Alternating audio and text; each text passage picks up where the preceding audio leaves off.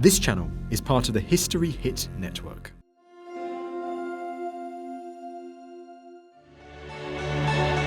Buckingham Palace holds a unique place in Britain's heart. Its balcony is a focus for national rejoicing.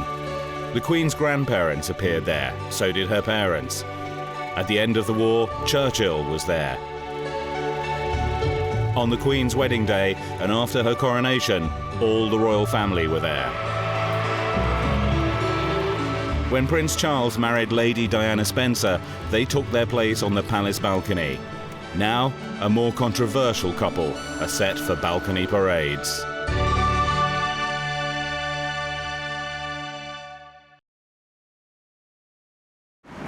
Crowds flocked to the palace on the Queen's official birthday in June to see the royal family celebrate with a balcony appearance. Now she faces a dilemma, whether to invite Charles's new wife Camilla, with all the connotations of her past role as his mistress. Nobody really wants to poke into the murky past and history of Charles and Camilla's relationship. The word adultery seems to have been Tipp-X'd out. But the truth of the matter is that they did have an adulterous relationship, and that in 1975 the Queen, who didn't want to blame her son for being in an adulterous relationship, said that she would never have Camilla Parker Bowles in the same room as her ever again. The Queen is aware that adultery has occurred. She knows what the consequences have been. She won't forget it, and you won't be seeing Camilla on the balcony at Buckingham Palace when the Queen is there. 1990 marked the 50th anniversary of the Battle of Britain. As the royal family watched the flypast, they didn't know that scandal would soon engulf them and threaten the monarchy itself. Their troubles really began in 1960 when Princess Margaret, the Queen's sister, married Lord Snowdon. She would be the first senior royal to divorce in modern times. In 1973, the Queen's only daughter, Princess Anne, married Mark Phillips, another union doomed to unravel. Anne would later remarry in a low-key ceremony. The spectacular wedding of Charles and Diana was meant to secure the future of the Windsor dynasty. The fabulous ceremony one sunny July day in 1981 was the royal family's own fairy tale. The dark secret of Camilla, a guest at that wedding, was concealed. Later, Diana said, "There were 3 of us in this marriage." Sarah Ferguson, Fergie, married Prince Andrew in 1986. Their marriage, said the Archbishop, was a precious gift to the nation. Their bridal path too would be strewn with broken promises and shattered hopes. Divorce and scandal would tear apart the Queen's family. In the last 20 years, the British royal family has survived some pretty catastrophic events, and they have all in different ways put that future under threat.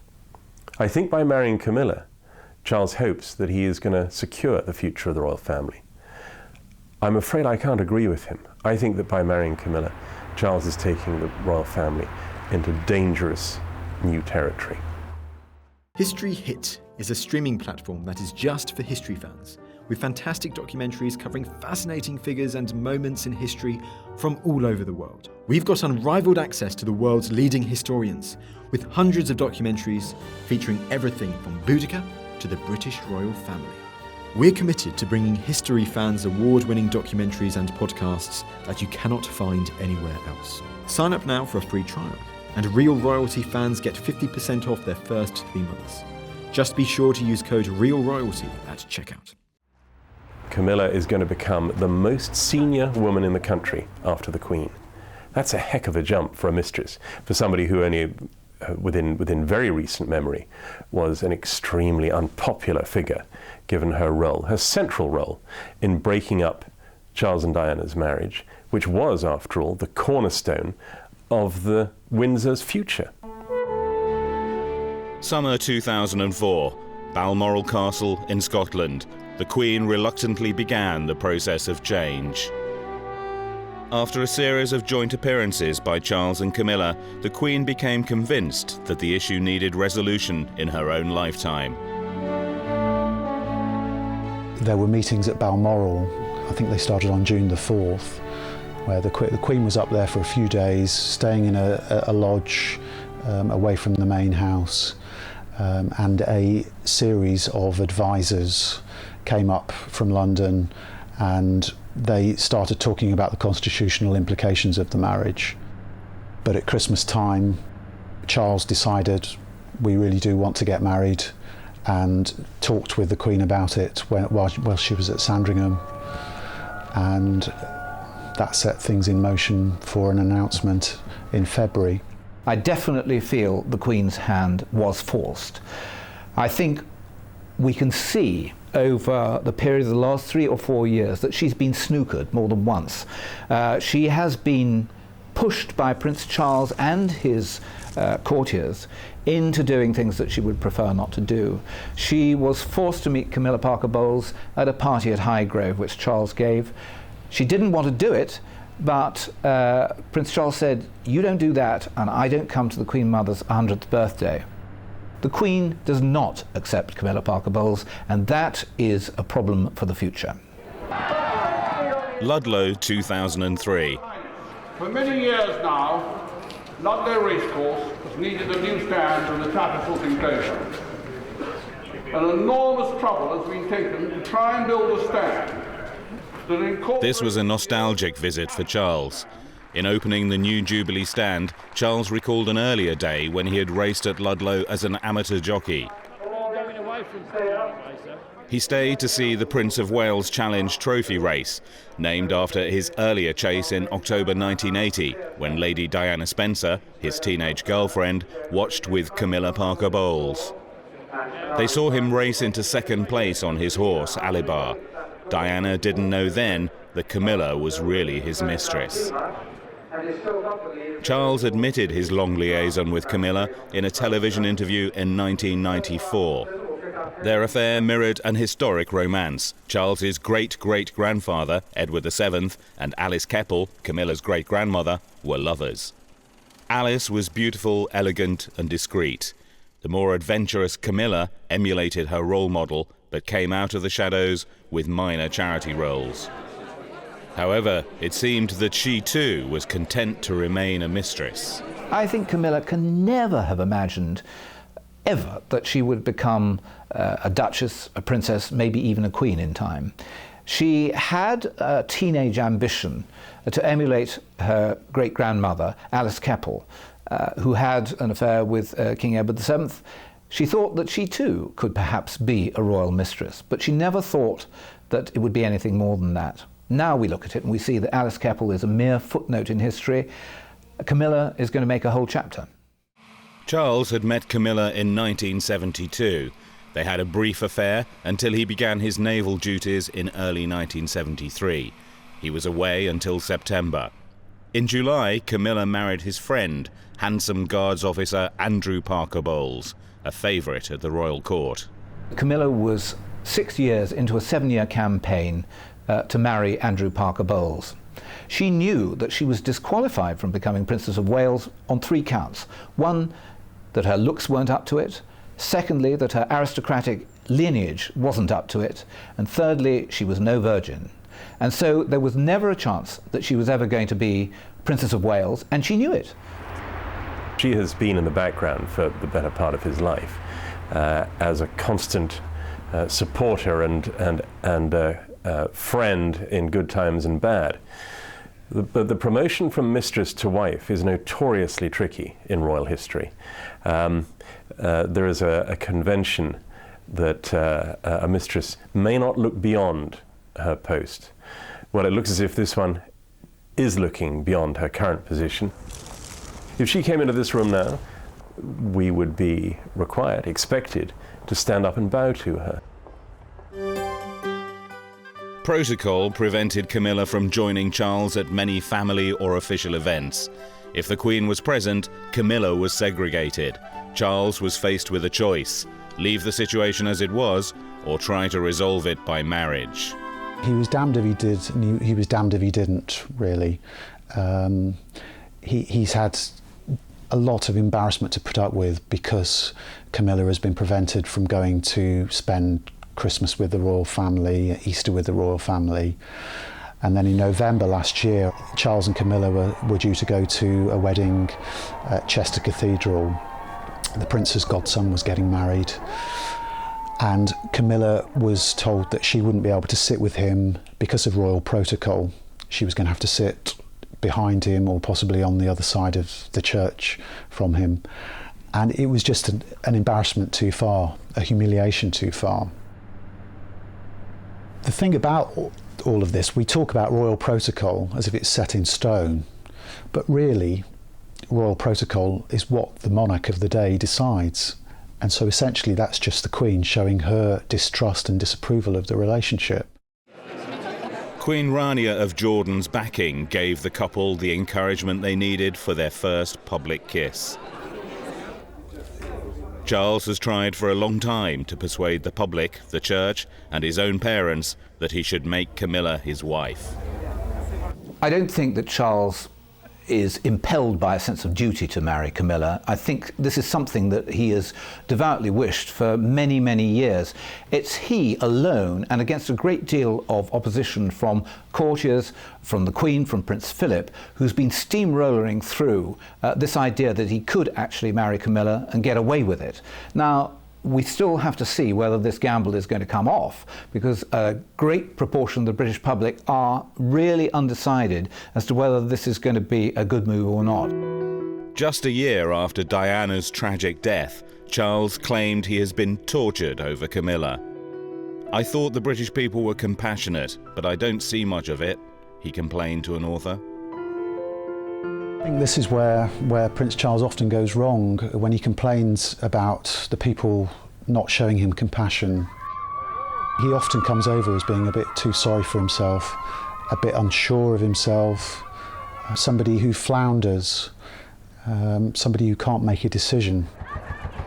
He just seems to feel that it's his destiny to be the king, it's his destiny to do what he wants in his private life, and nobody has a right to criticise him. And I think this is where he's gone wrong in many ways. Charles and Camilla often hold lavish functions to attract wealthy patrons to his charities. On such occasions, Camilla is dressed in expensive couture gowns and wears heirloom jewels. Like Alice Keppel, Camilla has become a woman of considerable substance. King Edward VII left his mistress, Alice Keppel, Camilla's great-grandmother, vastly wealthy when he died. He made sure that she had enough money in her coffers, not only for her own lifetime, but for the lifetime of her children and great-grandchildren. And it is true that Camilla has lived off some of the money which her great-grandmother left and passed down. I think that Prince Charles, almost certainly looking to history, will have made exactly the same provisions, and Camilla will be very rich when he dies. Camilla will still have to endure comparisons with Diana. As Charles's fiancée, the teenage Diana was already an attractive girl with an eye-catching figure. Highly photogenic, she soon outshone Charles, who grew jealous of his glamorous young wife. To others, her visual appeal, together with her sparkling personality, proved an irresistible combination. She became a national asset, a roving ambassador for her country. Diana could flirt for Britain, and it is an underused diplomatic weapon. I mean, innocent flirting, which is what it was, can have a very disarming effect on the most unlikely people.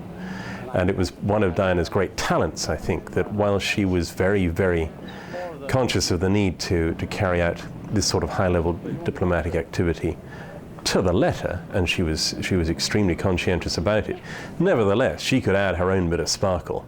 And she did, over and over again. I mean, the President of Egypt, the President of the United States, the President of France, the President of Zimbabwe. He said, "She makes you feel good." And nobody thought that he meant that she made him feel virtuous. She gave him a good feeling. That was one of her jobs, as she saw it, to go around the world giving people good feelings, and that included presidents just as much as it included orphans and the victims of disease. I'm only trying to highlight a problem that's going on all around the world. She got out of her palace most days, and she got in her car and she went off and she did her job.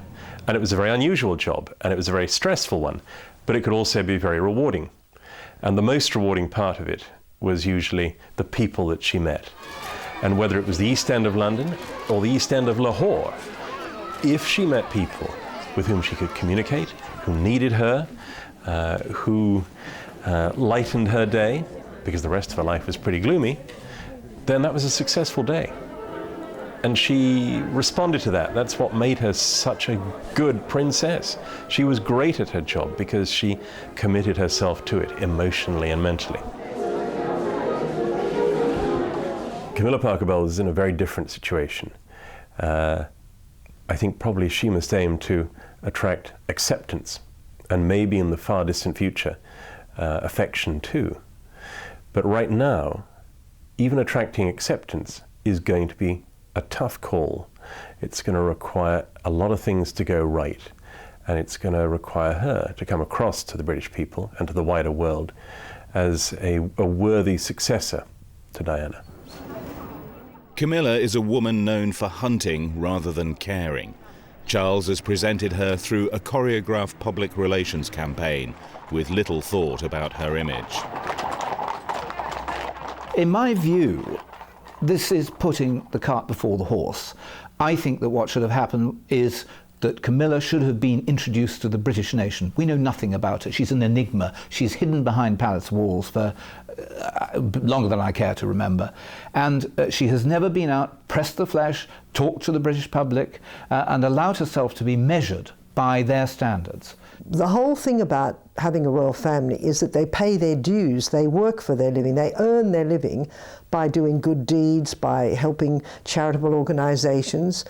And Camilla does virtually nothing like that. She does a little bit of help for the Osteoporosis Society, but she's not seen to be helping anybody except herself. The British public, the world, has known of Camilla as a mistress. Now they're going to have to start thinking of Camilla as a queen. First, they're going to have to start thinking of her as a Princess of Wales, which is what, in effect, she will be. And then they're going to have to think of her as a queen. And even if she isn't going to be queen in the foreseeable future, that is how people are going to have to picture her. That is the image she's going to have to live up to. And I think it most unlikely that she is going to sell herself to the British public, to the world at large, as anything like a suitably regal figure commanding the sort of near universal respect that a head of state needs to have.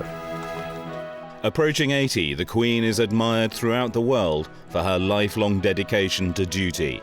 However, there is one area where she might have done things differently.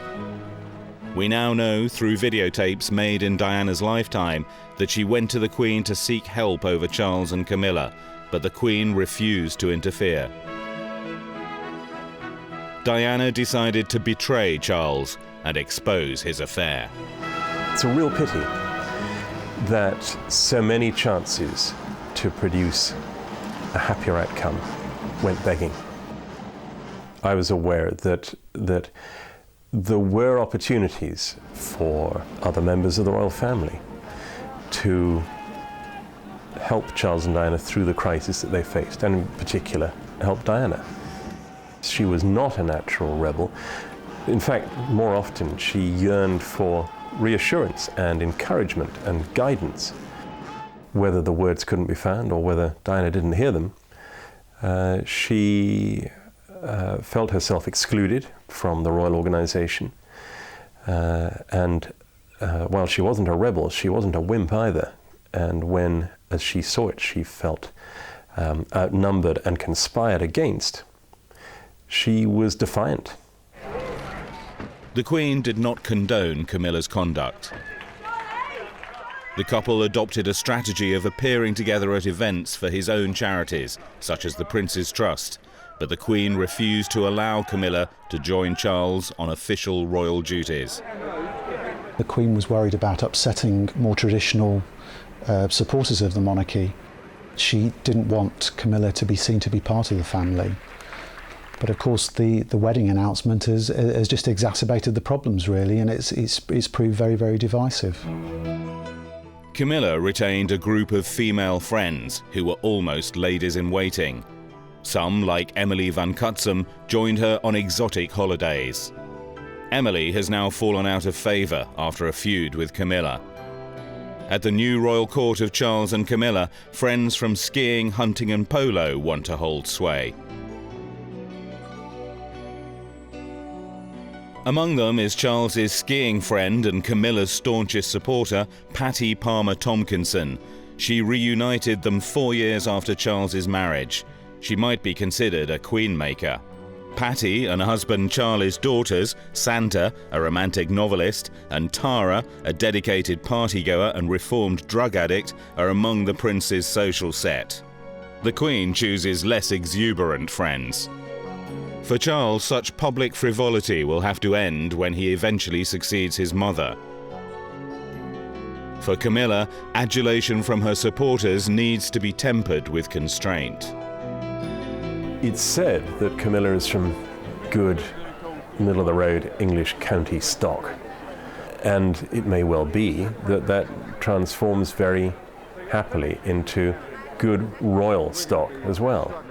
A lot depends on how she perceives herself, how she uses her new position. It's an enormously influential one.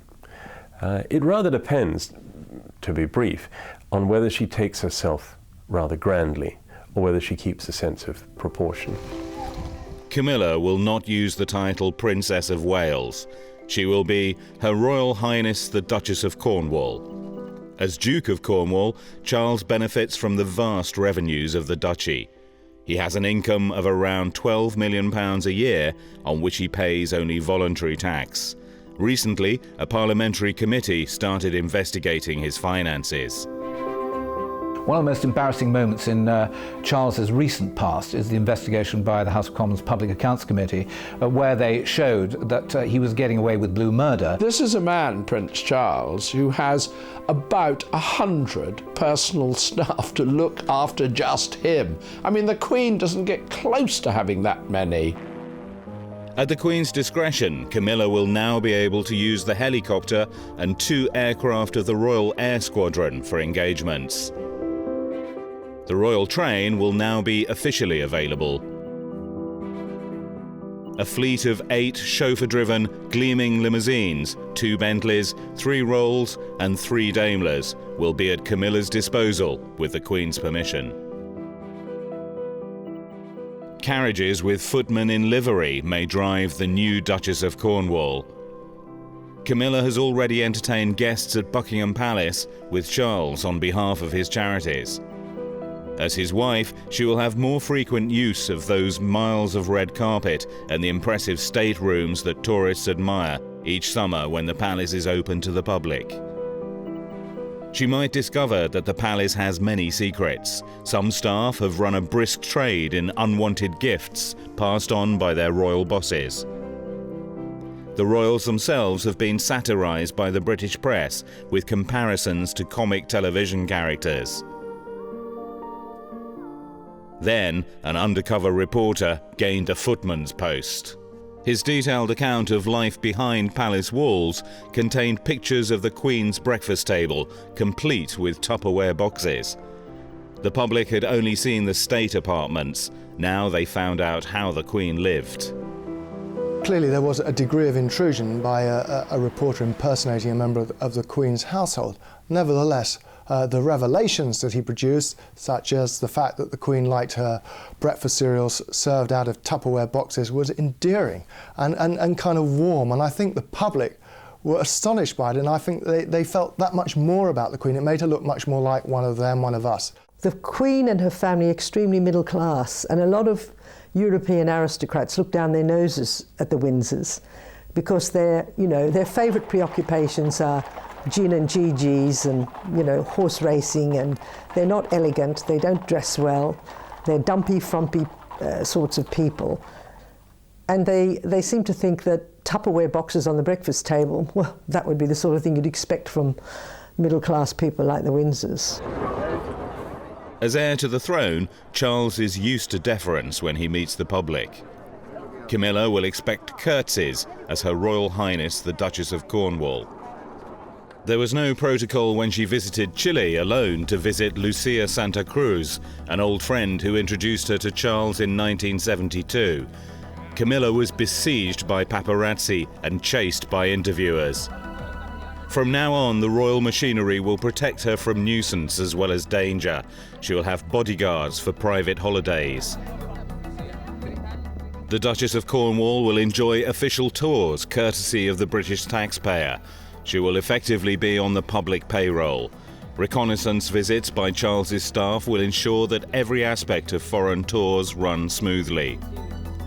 A protective cordon will screen her from intrusive questioners. Staff will make sure that she is never put in this position again.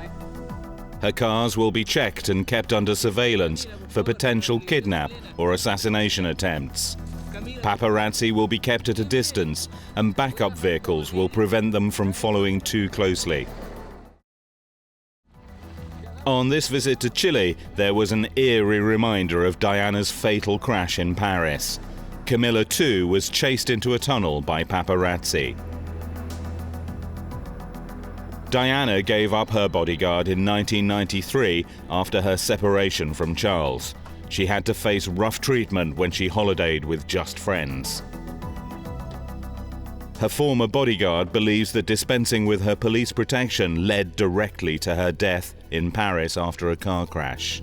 It's my view that had Scotland Yard been in charge of that security that night, irrespective of any conspiracy theories or any plans to attack her or take her life that night, had the security been there, provided by Scotland Yard, you and I would not be having this conversation. I don't think she understood the degree to which her Scotland Yard protection officers made her life bearable.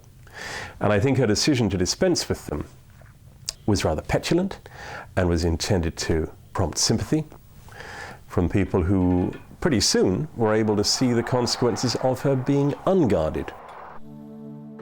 Ken Wharf was Diana's eyes and ears. He protected her at home and abroad from attacks by assassins and stalkers. A trained marksman, his casual air belied his own role as a potential bullet catcher. Whatever the occasion, no one escaped his scrutiny. If Camilla is to follow in Diana's footsteps, she will need another Ken to shadow her and keep the press at bay. Here in Egypt, Ken showed he was good at dealing with the press, allowing Diana the chance to pose for photographers before continuing her tour. On this trip, while she stayed at the ambassador's residence in Cairo, Ken kept guard while she took a dip in the pool. Diana was pretty streetwise, and she had, very, very good peripheral vision. And I think it was her, actually, at the same time as myself, spotted some people on a roof on a high-rise building nearby. I was almost certain that it was the media that were taking pictures of Diana in the pool. All I did to help that was to try and obscure the shots that were being taken. Well, it didn't always work, and that wasn't necessarily my role. But in fact, if you look at it from a security standpoint, it was actually not a bad thing to do. But of course, Diana was discussing it then and saying, look, what do I do here? Do I have to get out? I said, well, no. Stay there, do what you want. She said, well, I never get any peace here, do I? I said, well, no, but that's part and parcel of being the Princess of Wales. There's not much I can do about it.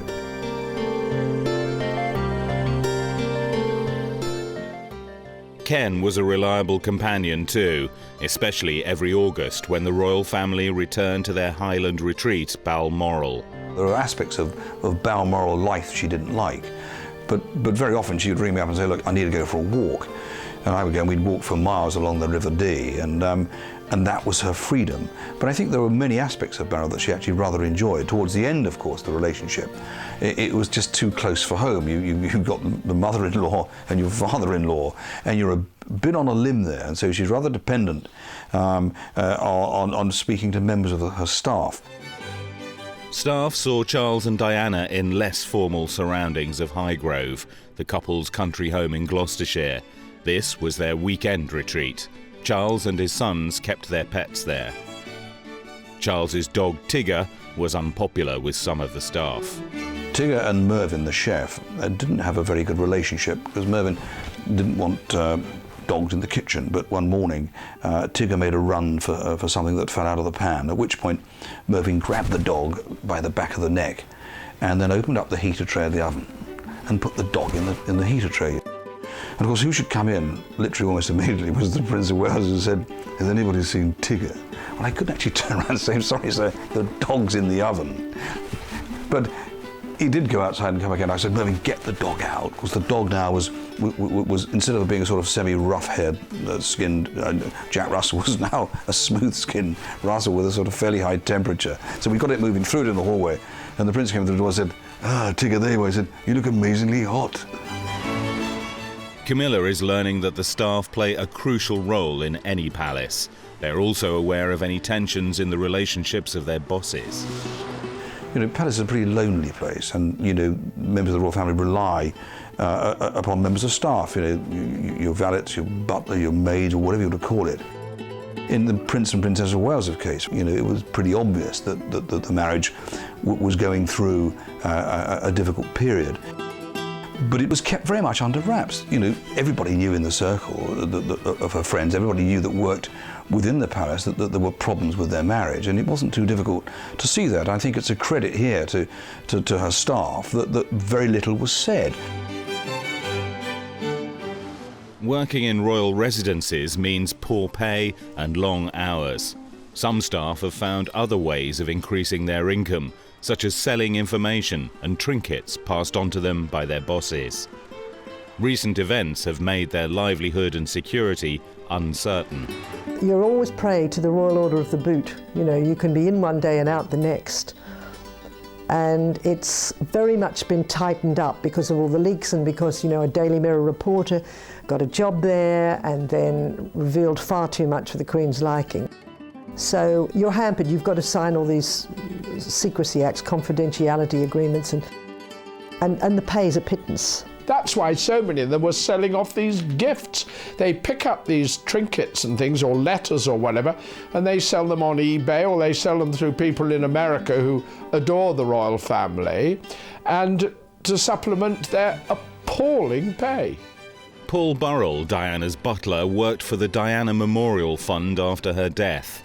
With her secretary, Jacqueline Allen, they were honoured guests at an American fundraising event. This gift to Burrell from Diana and other items was sold to raise money for good causes. A replica of the blue diamond necklace worn by Kate Winslet in the film Titanic raised over £1 million. Then it emerged that Burrell had stashed hundreds of the princess's belongings in his home. Charged with theft, he was tried at the Old Bailey. His court case was a fiasco. He was cleared when the Queen recalled a conversation in which he told her he was safeguarding some of the princess's papers. Later, he revealed details of his private talk with the Queen. The Burrell trial collapsed because it should never have gone ahead in the first place. I mean, they made a fundamental mistake. They were misled, the royals, by what was presented to them by the police. Had the Prince of Wales taken the advice that was proffered to him by a number of senior figures on his staff, to have met with Burrell, to hear with Burrell before the case began, he could have resolved it. Burrell was no threat to them, and all the material that Burrell had was buried in his attic. It wasn't going to be sold, it wasn't going to go anywhere, but it went ahead. He was prosecuted, and the trial collapsed like many of us knew it would do, because he had done fundamentally nothing wrong.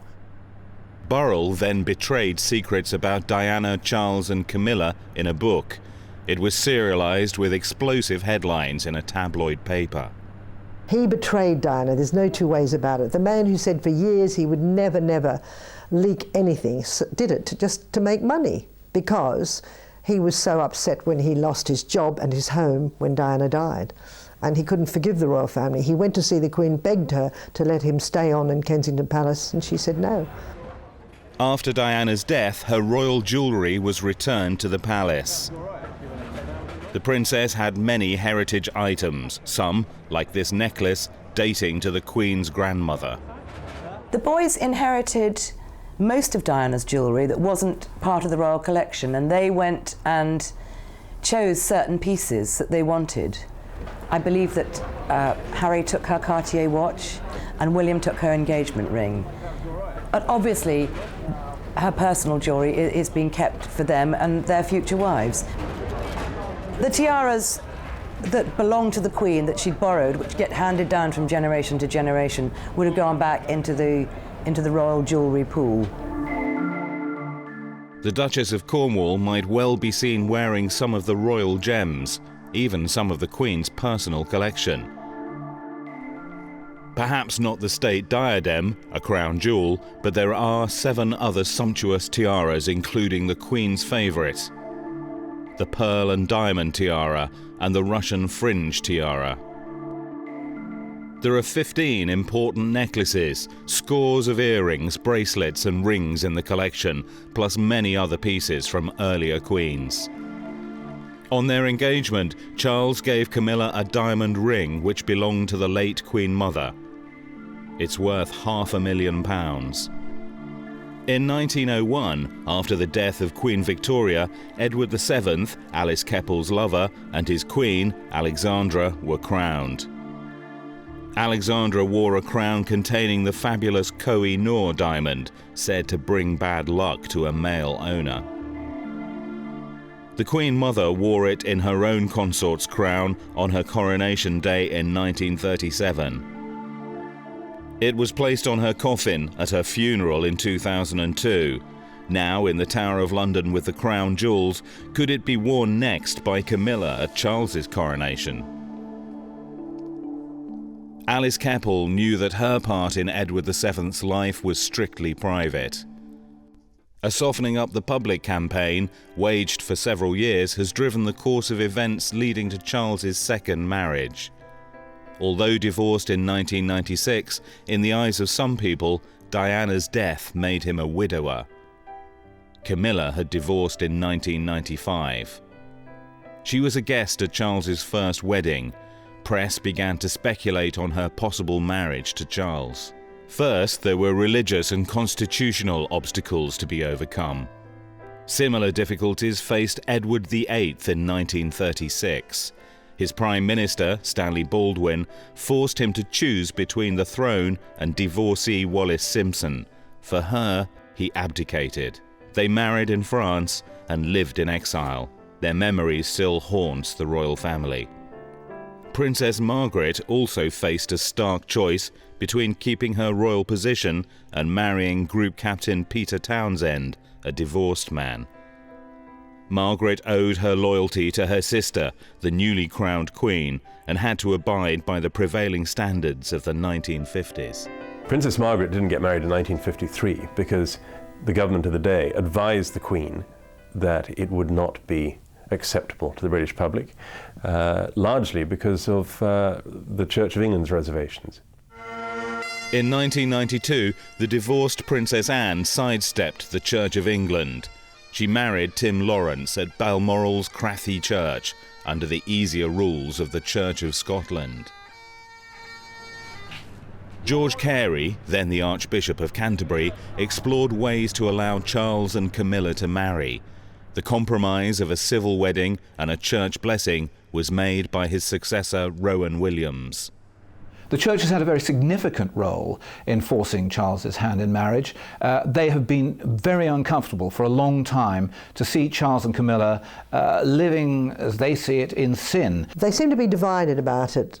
There's one section of the Church that believes that people should be allowed a second chance of happiness, and then there's another group who believe that marriage is sacred and that the guilty parties in a divorce especially should not be allowed to remarry. So I can see that the sort of old guard in the Church of England would say, no, can't possibly marry them. Charles's civil wedding problems go back to 1836, when Queen Victoria was still heir to the throne.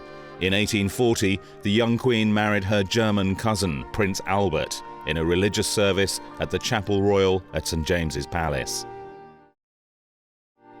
Group Captain Peter Townsend and Princess Margaret were prevented from marrying in a civil ceremony by the 1836 Act and by a later one. There are various laws governing marriages of the royal family. We go back to the 1836 Marriage Act, the 1949 Marriage Act, which both appear very, very clearly to prevent members of the royal family from marrying in civil ceremonies. There's a danger that if this law isn't tested now in court, then future members of the royal family run the risk of getting married illegally and their spouses losing rights of inheritance. unless the government changes the law now, somebody is going to prove that that marriage is illegal. It is legally contentious, and I'm afraid that's going to go into the history books.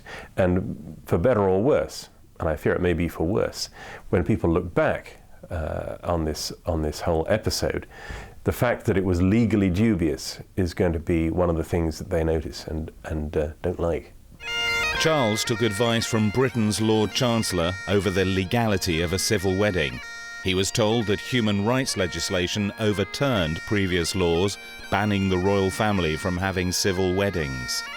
The great thing about the royal family is they make it up as they go along. They can do anything they want. What they like to do is they like to cite precedent, and if they want to do something and it hasn't been done recently, they can say, oh, it was done in Henry VIII's time, it's done in Queen Victoria's time. If they haven't got a precedent, then they just make it up and say, oh, well, that's how it should be anyway. And the great thing is really that they get away with murder simply because they want to. And it's very interesting to see how inventive they can be with their own rules. Perhaps Camilla's biographer is right to be cynical. It was also claimed that members of the royal family did not have to post their banns of marriage, but Charles was quick to do so in Cirencester, a town near his country home. Charles's title makes it an unusual addition to the local list. By attending Sunday service at a parish close to Highgrove, he is trying to avoid a rift with the wider church over his civil wedding. Settling for a church blessing will not satisfy everyone, and some might not regard his marriage as valid. Soon after his engagement, Charles made an official visit to Australia without Camilla. He faced an unenthusiastic reception. His visit coincided with two new royal stars. Stealing the show were Crown Prince Frederick of Denmark and his Tasmanian-born wife, Princess Mary, a former Sydney estate agent. Her presence recalled an earlier visit in 1983 when the young Princess Diana made her first official tour of Australia. Diana and Charles received a rapturous reception. These were the glory days of the British royal family. Surely Camilla cannot hope for such popularity. I imagine that reaction to Camilla in Australia will be comparable to reaction to Camilla here, in that some people will think she's a good thing, not many, I suspect. More people will think that she's no substitute for Diana, and that in fact, by taking Diana's place, Charles is showing a lack of respect for Diana. But the great majority will be more or less indifferent. Opinion polls seem to show that support for a republic is growing again in Australia, and when Australians are faced with the prospect of Charles becoming their next king with Camilla as his wife, support for a republic has grown even more in the opinion polls.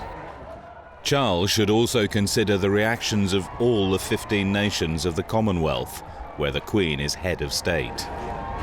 I think the Commonwealth has been sadly neglected, not so much by the Queen, who takes her duty to the Commonwealth as head of the Commonwealth very seriously, but I know that Prince Charles is not as enthusiastic about his Commonwealth duties as his mother is, and I think it's a matter of great regret that the future of the British monarchy seems to be turning its attention rather more towards Europe than towards the remaining bits of the world which look to Buckingham Palace for a lead, for a symbolic head. Windsor Castle was announced as the venue of the wedding. Many royal marriages and christenings have taken place within its ancient stone walls. St George's Chapel was used in 1992 for a wedding attended by all the royal family. It was the marriage of Lady Helen Windsor, daughter of the Queen's cousin, the Duke of Kent. And in 1999, Prince Edward married Sophie Rhys-Jones at St George's Chapel. He is the only one of the Queen's children who is not divorced. The chapel is ornate and regally splendid, with the atmosphere of a cathedral. Charles' plans to marry there were dashed by a legal technicality. It emerged after they'd made the announcement, a rather hurried announcement provoked by a leak to a newspaper, that they couldn't get married in Windsor Castle without allowing the public to get married there for the following 3 years. Queen was horrified at the thought of her weekends being interrupted by members of the public coming in to get married, and all sorts of chaos would ensue. Charles's officials are starting from scratch with this one, and they're trying to blend in with the Queen's household and what it requires.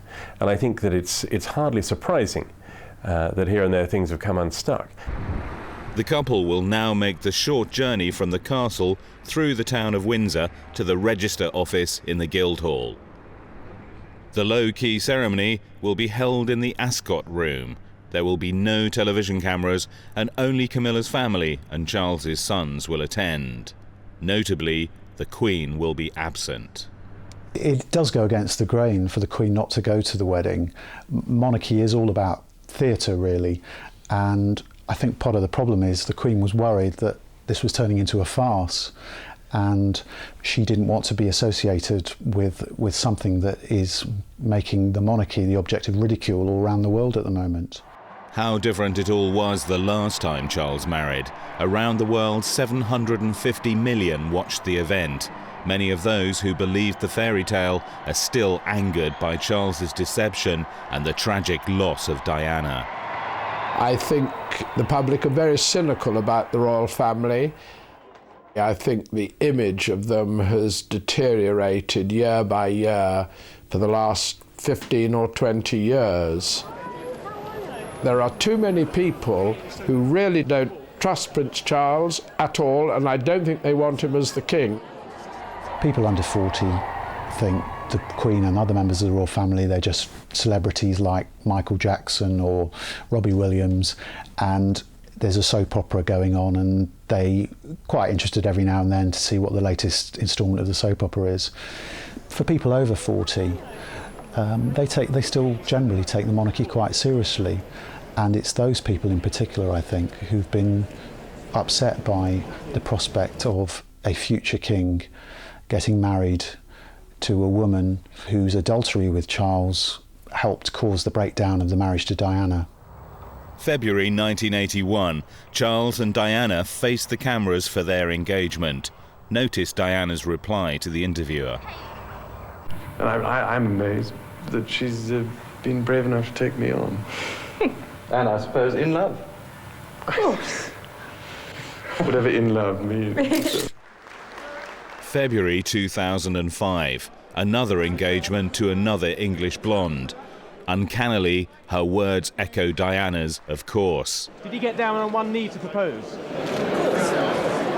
Camilla is reluctant to be compared to Diana with her extraordinary appeal. So far, Camilla has adopted only a limited charity profile.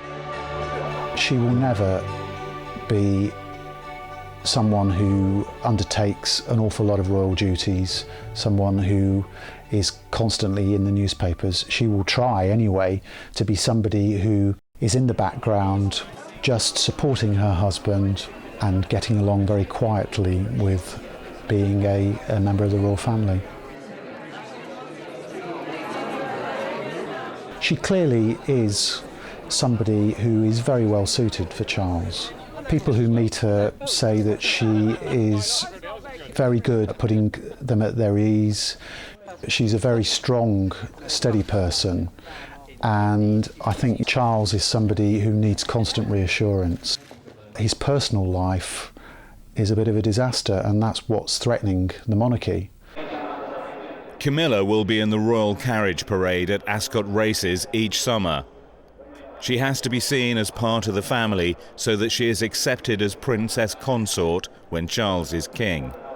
For the present, the Duchess of Cornwall will be the second lady in the land, Princess of Wales in all but name, and she could still become queen. With Charles and Camilla, we're into new territory. The guys who are actually having organised this thing don't have any precedent to refer to. There isn't a book of rules, so they're having to make it up as they go along. Prince Charles obviously believes that he could ascend the throne with Camilla by his side.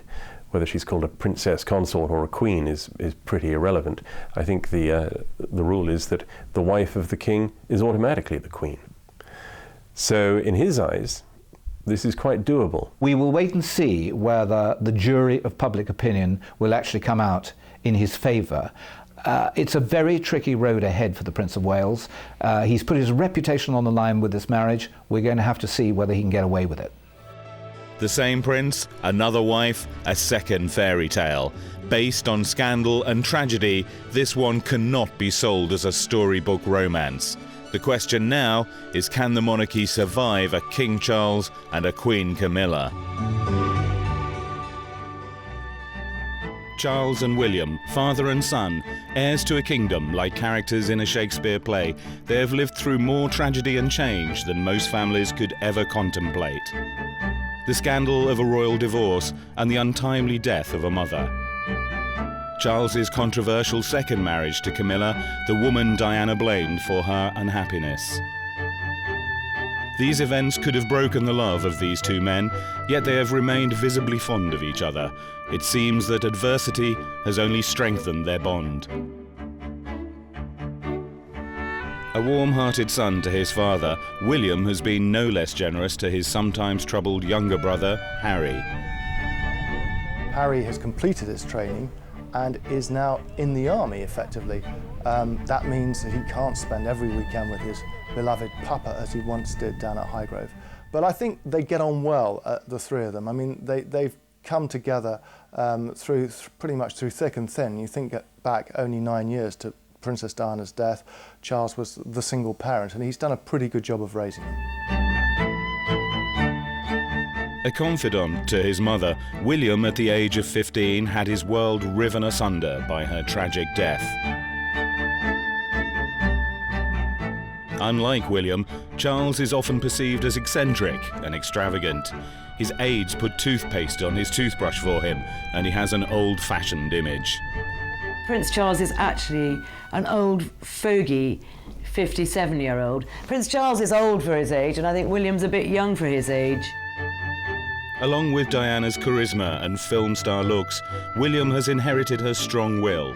This obstinacy can create difficulties for his advisors. Diana was very stubborn, and William is as well. It's very interesting that William will not be railroaded into anything. He will put his foot down, dig his heel in, and he will not budge or be budged by anyone. By going to Sandhurst, Britain's military academy, William accepted royal convention and followed his father's advice. In his private life, he has chosen a woman very unlike his father's less suitable choices.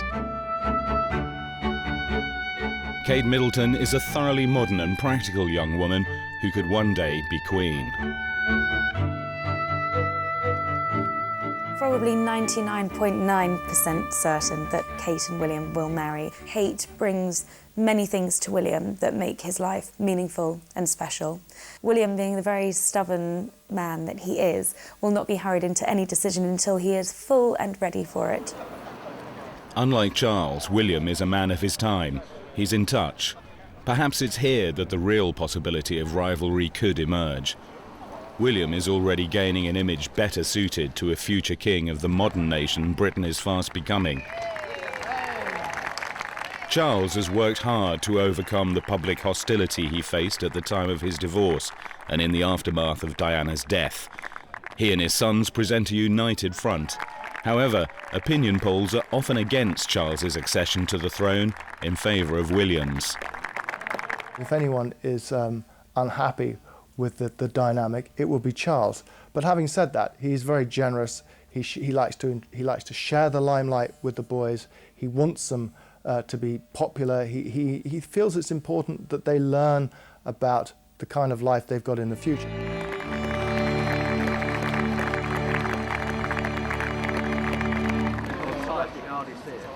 An autumn afternoon in London. Press cameramen and television crews await the arrival of Prince William to officially open a new baby unit at St Mary's Hospital. The crowds give him a warm welcome. The occasion is a very poignant one for Prince William.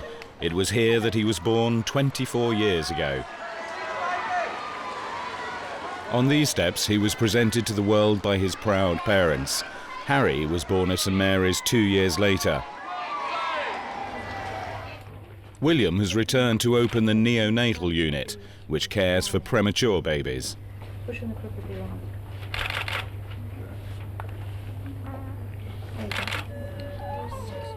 Destined for a life very different to most people, his easy royal manner and his youthful personality are very reminiscent of his mother's. Awesome. And so when do you think, when will they be able to get home? Well, they've got to be big enough to be able to take all the feeds on their own. Yeah. So, but it won't be for themselves without any help. So, and put on weight, which Yeah, exactly. they're doing that already. So. I think being fed 12 times a day, I think anyone put on weight, definitely. Definitely, yes. Very important. Yes. Awesome. And they're very snug. Very comfortable. There's a lot of Diana in William, and I'm sure Charles is probably the first person to see it. William's formal introduction to public duties came on St David's Day, March the 1st in 1991. He was 8 years old, almost the same age as Charles when he was created Prince of Wales. William learned how to respond to the crowds. It's all right. Well done, Jude. He's doing ever so well. Both parents introduced the shy William to the people of Wales, but it was his mother who guided him and mentored his progress. 15 years on, William is making solo visits. His royal career is now split between military training and carefully selected events such as this.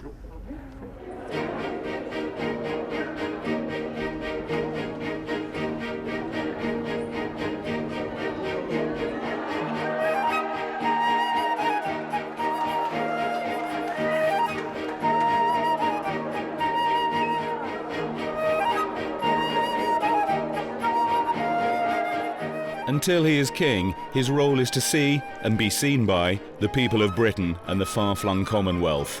He began solo engagements representing the Queen in New Zealand in 2005. A year later, he has mastered the delicate balance between friendliness and keeping a royal dignity on these occasions.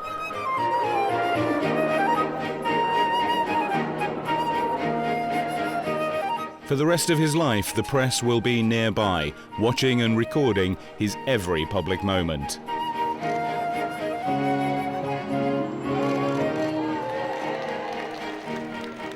Once reluctant to accept his royal duty, William has matured and learned to make use of his commanding presence. He is said to become one of Britain's tallest and best-looking kings.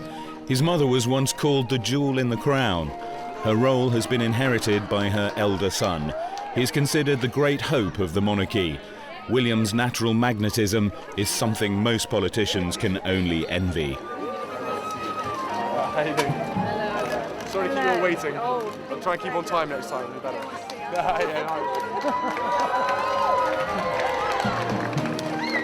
His childhood shyness has gone, but this relaxed style of his mid-20s has not come easily.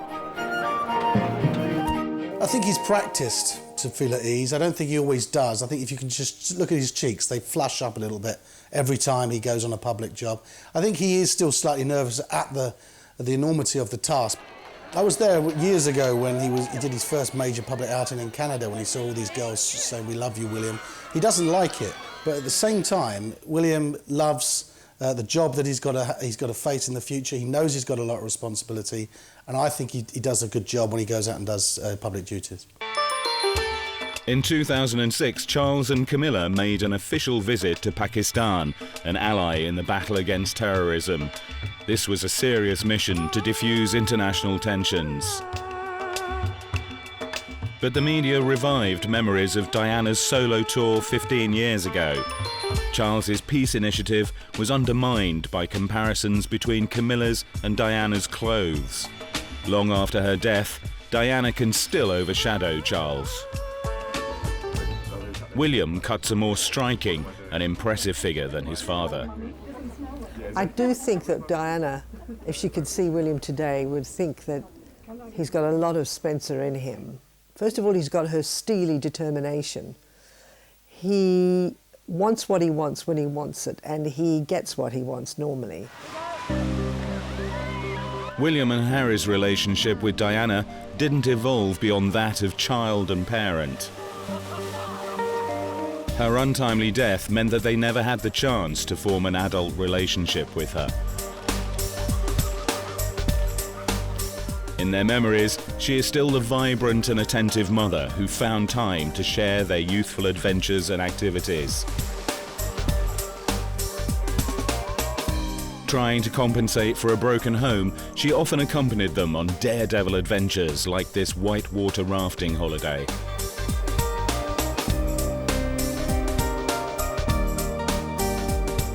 There were frequent trips to faraway locations, such as film star Goldie Hawn's ranch in Colorado, where the boys could race around on quad bikes.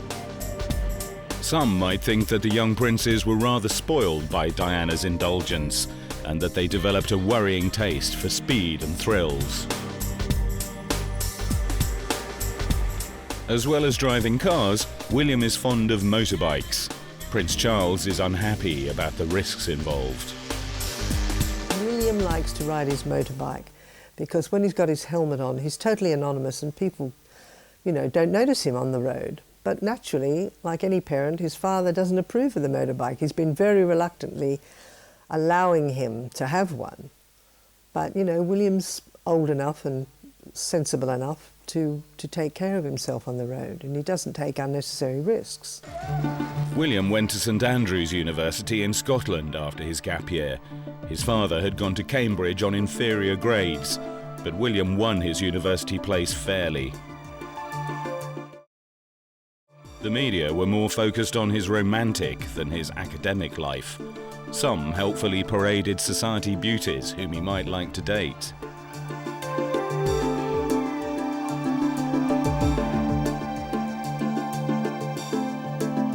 Queen-making became a press pastime.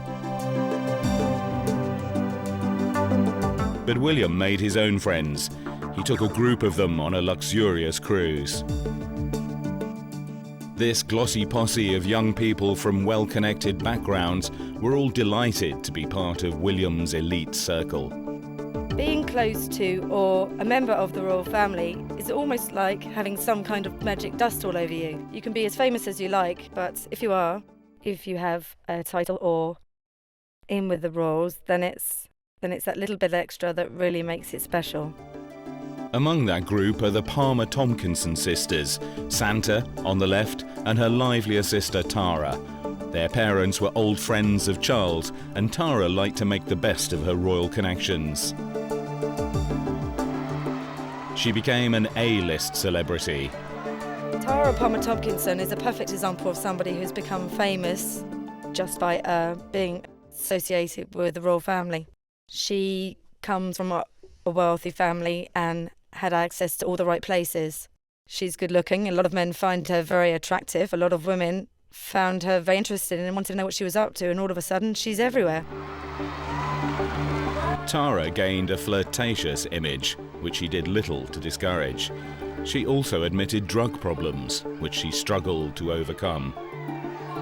Her lifestyle and frequent appearances in gossip columns led to whispers about the extent of her royal friendships. She was wrongly linked with William, several years her junior.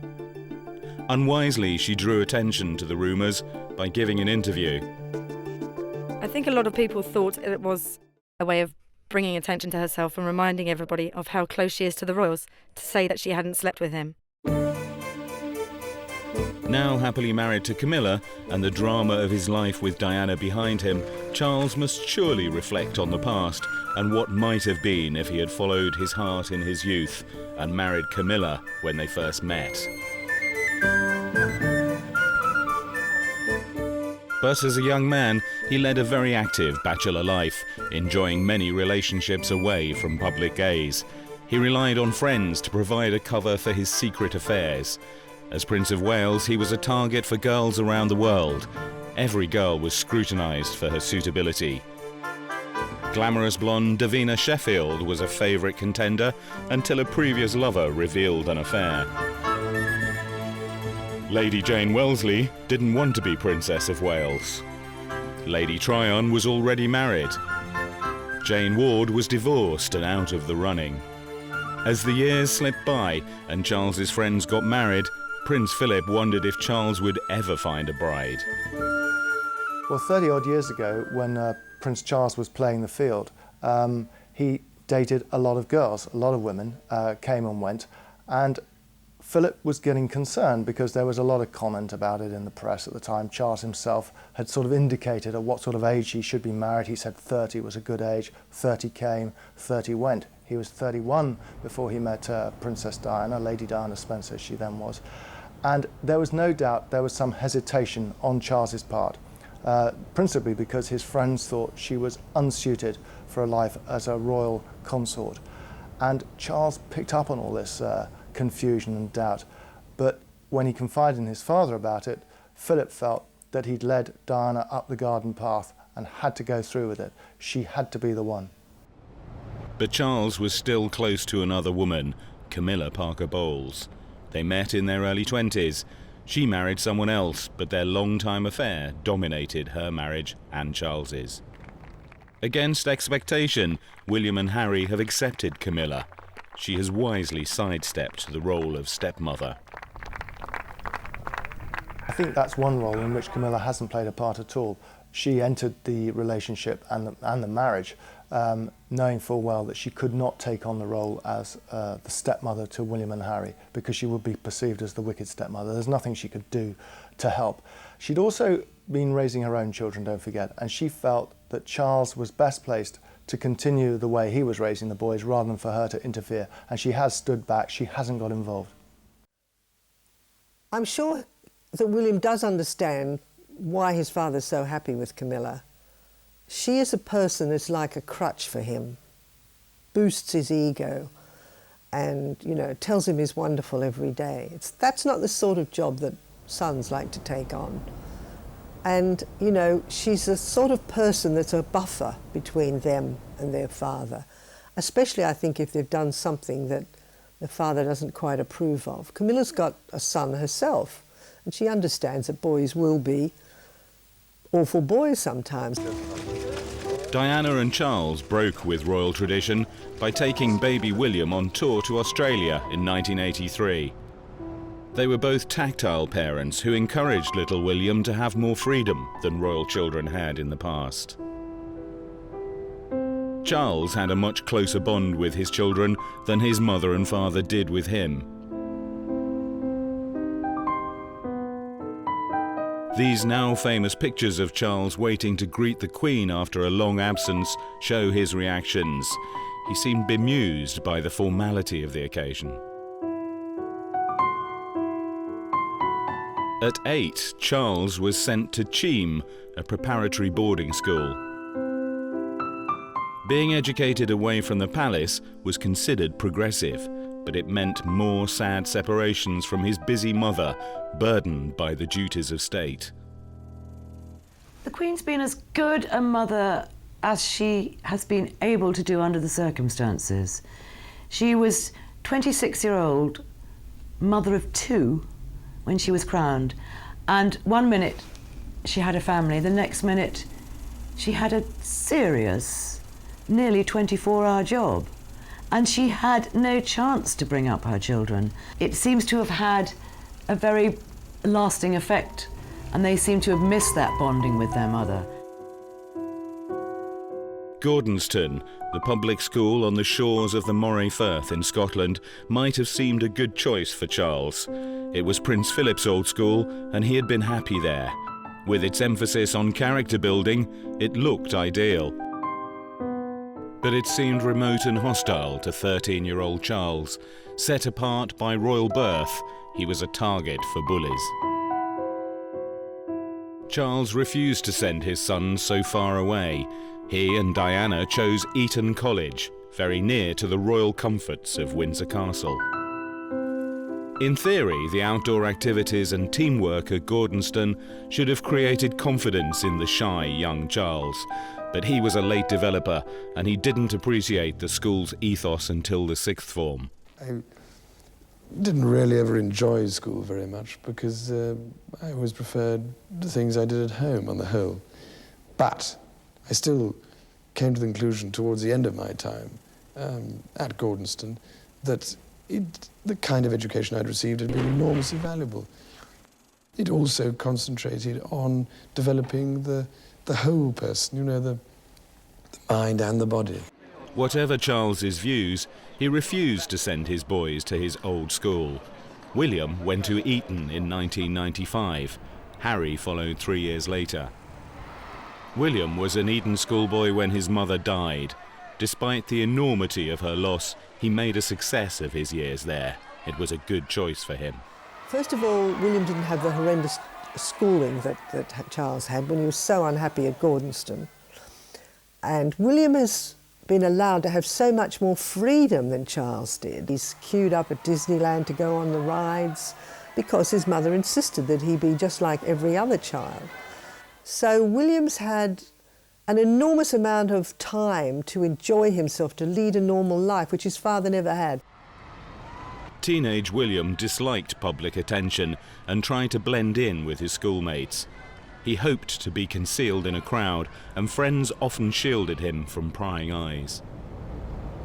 At other moments, he held his head down or turned away, trying to avoid recognition.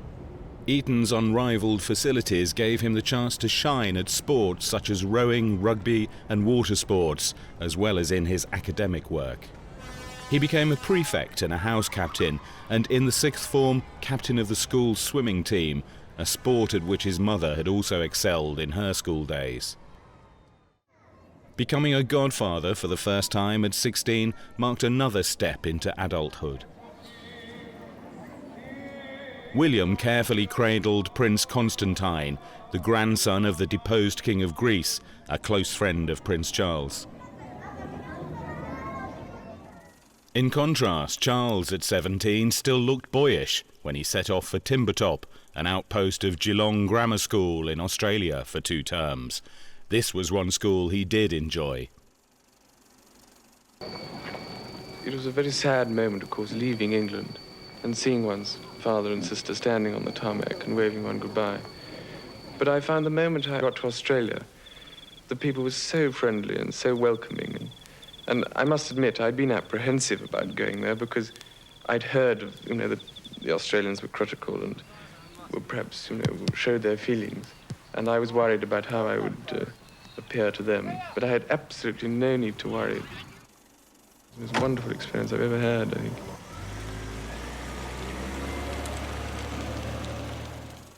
At 18, Charles went to Cambridge. It was the heyday of the Beatles and the Rolling Stones, but the Prince's appearance and interests were out of time with his own generation. He preferred the cello to the guitar. He was an image maker's nightmare. Another prince, another age. William was the coolest 18-year-old in the country. In 2002, the Queen celebrated her Golden Jubilee with a pop concert at Buckingham Palace. After Diana's death, the royal family had to be seen to be more in touch with ordinary people. Charles was there to enjoy the event with his sons and Camilla and other members of the royal family. They watched with varying levels of appreciation. Well, we all like to think they've got a whole host of PRs and marketing men beavering away somewhere in central London. But in fact, the sad truth is there are a handful of courtiers, some of whom are plugged into contemporary life, hence this obsession with getting the Prince of Wales into events like pop and rock concerts, where I have to say he looks so uncomfortable, always suited and booted. There are people who feel he should be doing things which relate to what ordinary people in this country are interested in. After Eton, the grown-up prince, now 18 and taller than his father, faced the press at Highgrove to announce his gap year plans. I wanted to do something constructive in my gap year, rather than, I could do quite a lot of work, but I thought this was a bit more of a way of trying to help people out and meet a whole range of different people from different countries, and at the same time helping people in remote areas of Chile.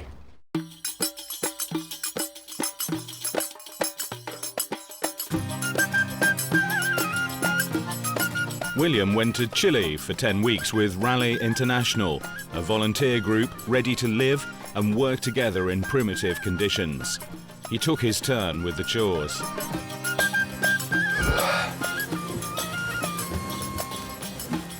You just being aware what time it is. Got up at 6:15. It's far too early. Yeah, I'm going to feed it to my father till he's sick, so you can see what we went through. I'm so embarrassed about it. I don't know what I'm going to do. I might shoot myself this afternoon, I think. Yeah, try it first, then come back and want some more. I doubt you will.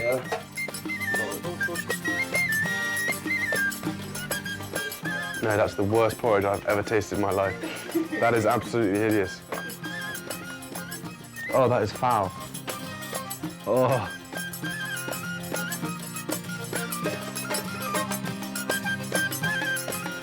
We're living in an old nursery. It has got a vague carpet. It's got a roof over our heads, which is more than what we've had. Sleeping on the floor in a sleeping bag with about 16 other people all cramped together underneath a slide or a climbing frame or something. With one bathroom. It's all you need, really. You don't have any secrets in Raleigh. You share everything with everyone. And that's why I found it very difficult myself to start with, because I'm a very private person, and I still am a private person, but I learned to deal with it more. The problem is you can't go anywhere here to get space or privacy. There's always someone around you. You have to be with people. And it's very difficult to get away for your own time. So that's one thing I had to learn to deal with. Marie was William's team leader, and he followed her orders, taking his turn on the cleaning rota. Yeah, Marie, she's so canny as anything. She knows where her bread's buttered, doesn't she? That's all right, well, you go and do the loose. No, Marie, don't worry about it, I'll do it then. Oh, brilliant. Well, thanks a lot.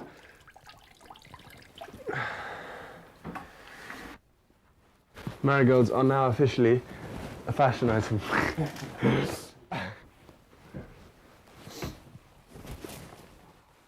Which is why I think I get along with these guys so well as well. They've all come out here to join rallies, to gain their experience and to gain a bit of knowledge about other parts of the world. And we all get along so well because I hope I don't come across as someone who's, that I was trying to be treated differently by the staff or anything. They all treat me the same. The locals treat me the same. And I love having no restrictions, William helped out in a local nursery, displaying the same easy rapport with children as his mother had.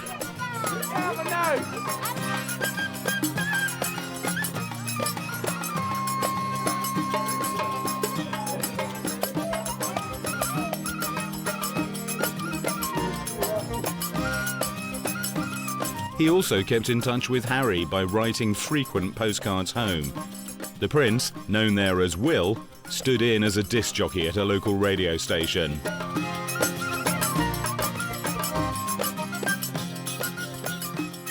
There's big ups to Ruthie, we love you babe, I hear you listening, to actually listeners out there. And for any of you people who are in a bit of a mood for love, this song is for you. William's performance impressed the Queen. The Queen's very proud of William. It took her a long time to really get to know him because she didn't see that much of him. But she realises that he has what it takes, in her opinion, to eventually be monarch. He's a very amusing, good, fun guy, but he does know when to stop. And he knows that that the time has to come when you have to be serious. So I think he's very well balanced, which pleases her. And of course, he's a gorgeous looking guy, and the Queen has always liked rather macho, gorgeous looking men, so she obviously very proud of her grandson. William originally went to St Andrews to study history of art, but he grew unhappy with the course. Friends, including Kate Middleton, persuaded him to change to geography after his first year, rather than drop out of university altogether. Geography was a better choice. He settled down to his studies, determined to succeed and gain a good degree. He consulted his tutor about his last piece of coursework. And how's the writing up going? Yeah, the writing up's not going quite so well as it should be. I've got this much notes, but I've only written about 2,000 words, 1,500 words. And the deadline's it's getting pretty close. Worryingly close now, yes. But I'm going to, once I get everything else sorted that's going on around us, I will settle and get stuck into it. Yes. So I'll get most of it done. The student prince worked hard for his finals. This was his chance to shine among his contemporaries. He was also planning to exert his authority when he finished at St Andrews. I really do want to be in control of my own life, and you know, if I don't agree with what someone's saying or someone's pushing on me, then I won't do it. If I'm wrong and they're right and people tell me that, then obviously I'll change my mind. You know, I'm always open for people saying, you know, I'm wrong, because most of the time I am. But you know, I hate losing control. I think it's very important to you know, see what you want to do and go for it. At university, William shared student interests like snooker. That's how you do it. That's how you do it. Secretly, I'm a really good ball player. While public relations experts had to create an action man image for Charles, there was no need in William's case. He's extremely athletic and a strong swimmer. He also loves diving and surfing. He seems the perfect prince. Harry and William have been close since nursery days. They share many interests, such as polo, but there is an academic gap between them. Harry didn't go to university. As young brothers, William and Harry were incredibly tight-knit. I think the distance started when William went away to university, and I think Harry found that quite difficult because he'd lost his soulmate, he'd lost his confidant, and I know through friends that he did find that very difficult, and William would come back at weekends, especially to be with Harry. Harry's troubles reflect the loss of his mother. 2 years younger than William, he was less able to deal with the tragedy. The temptations of nightlife have sometimes proved too much for him. The ever-vigilant press mean a prince has to be careful, even in his private life. Or unwelcome headlines will be the result.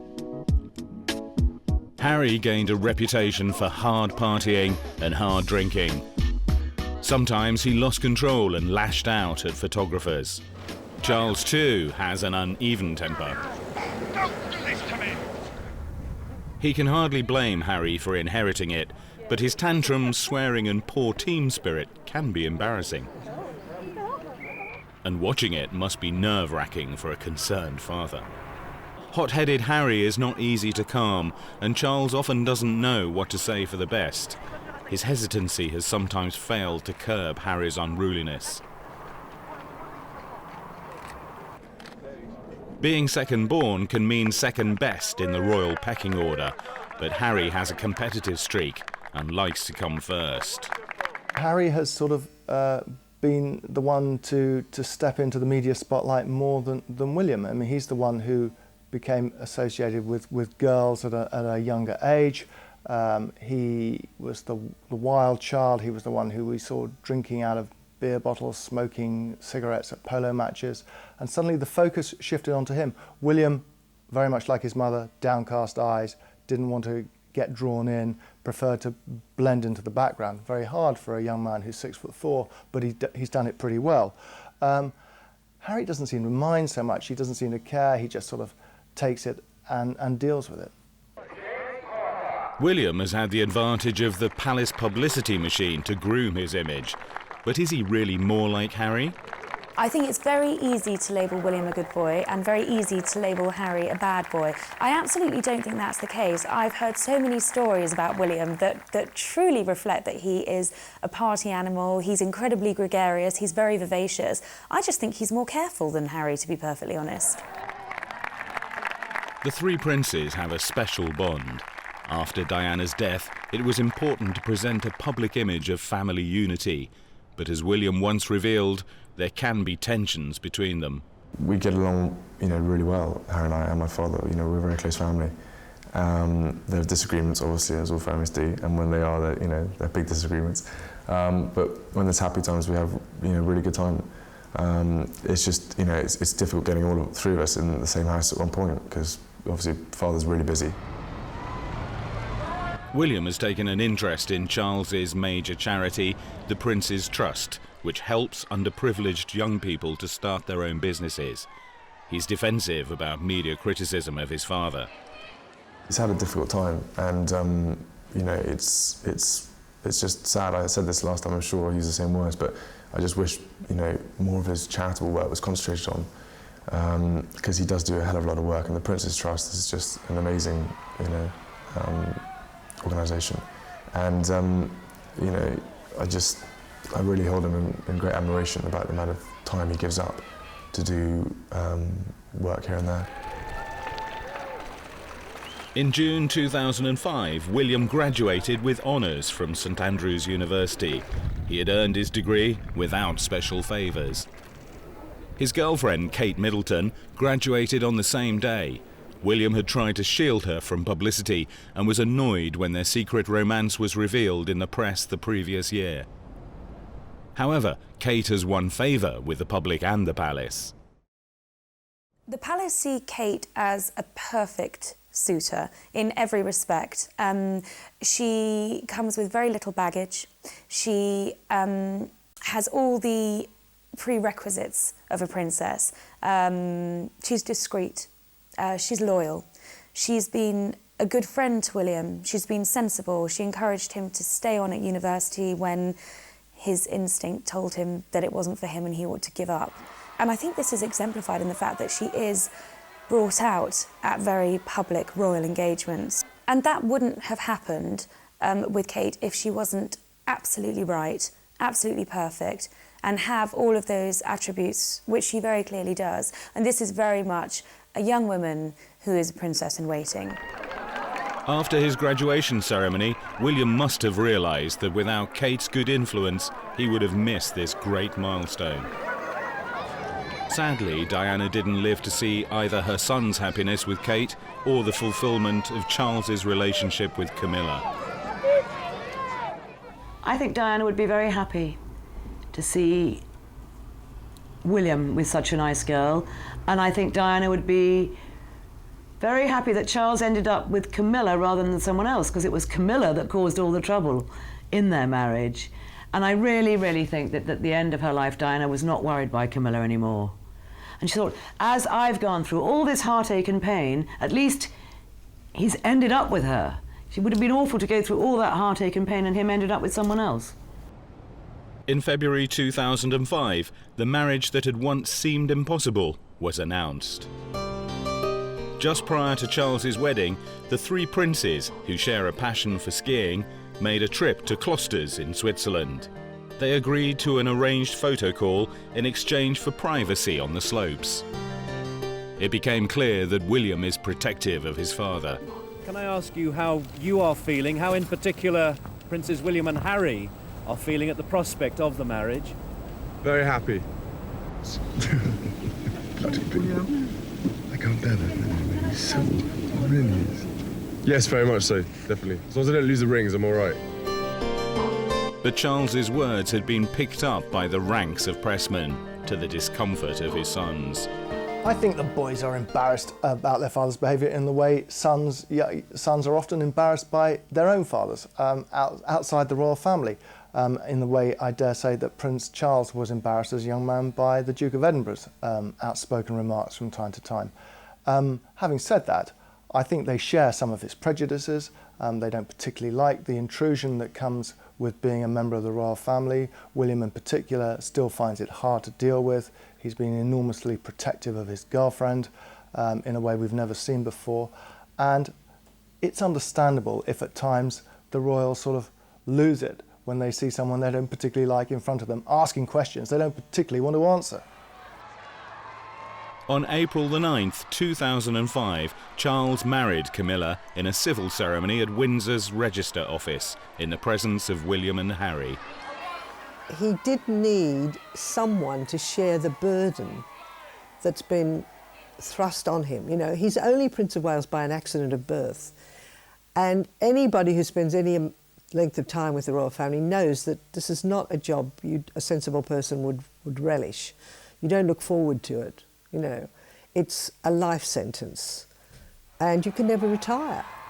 He needs somebody that understands what that involves, what that hideous job of being king-in-waiting involves.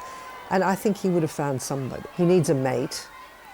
For a long time, perhaps, he just would have been happy with a mistress, but being a king, you can't just have a mistress. You've got to make it all legal and put a nice sort of veneer on it all, so he got married.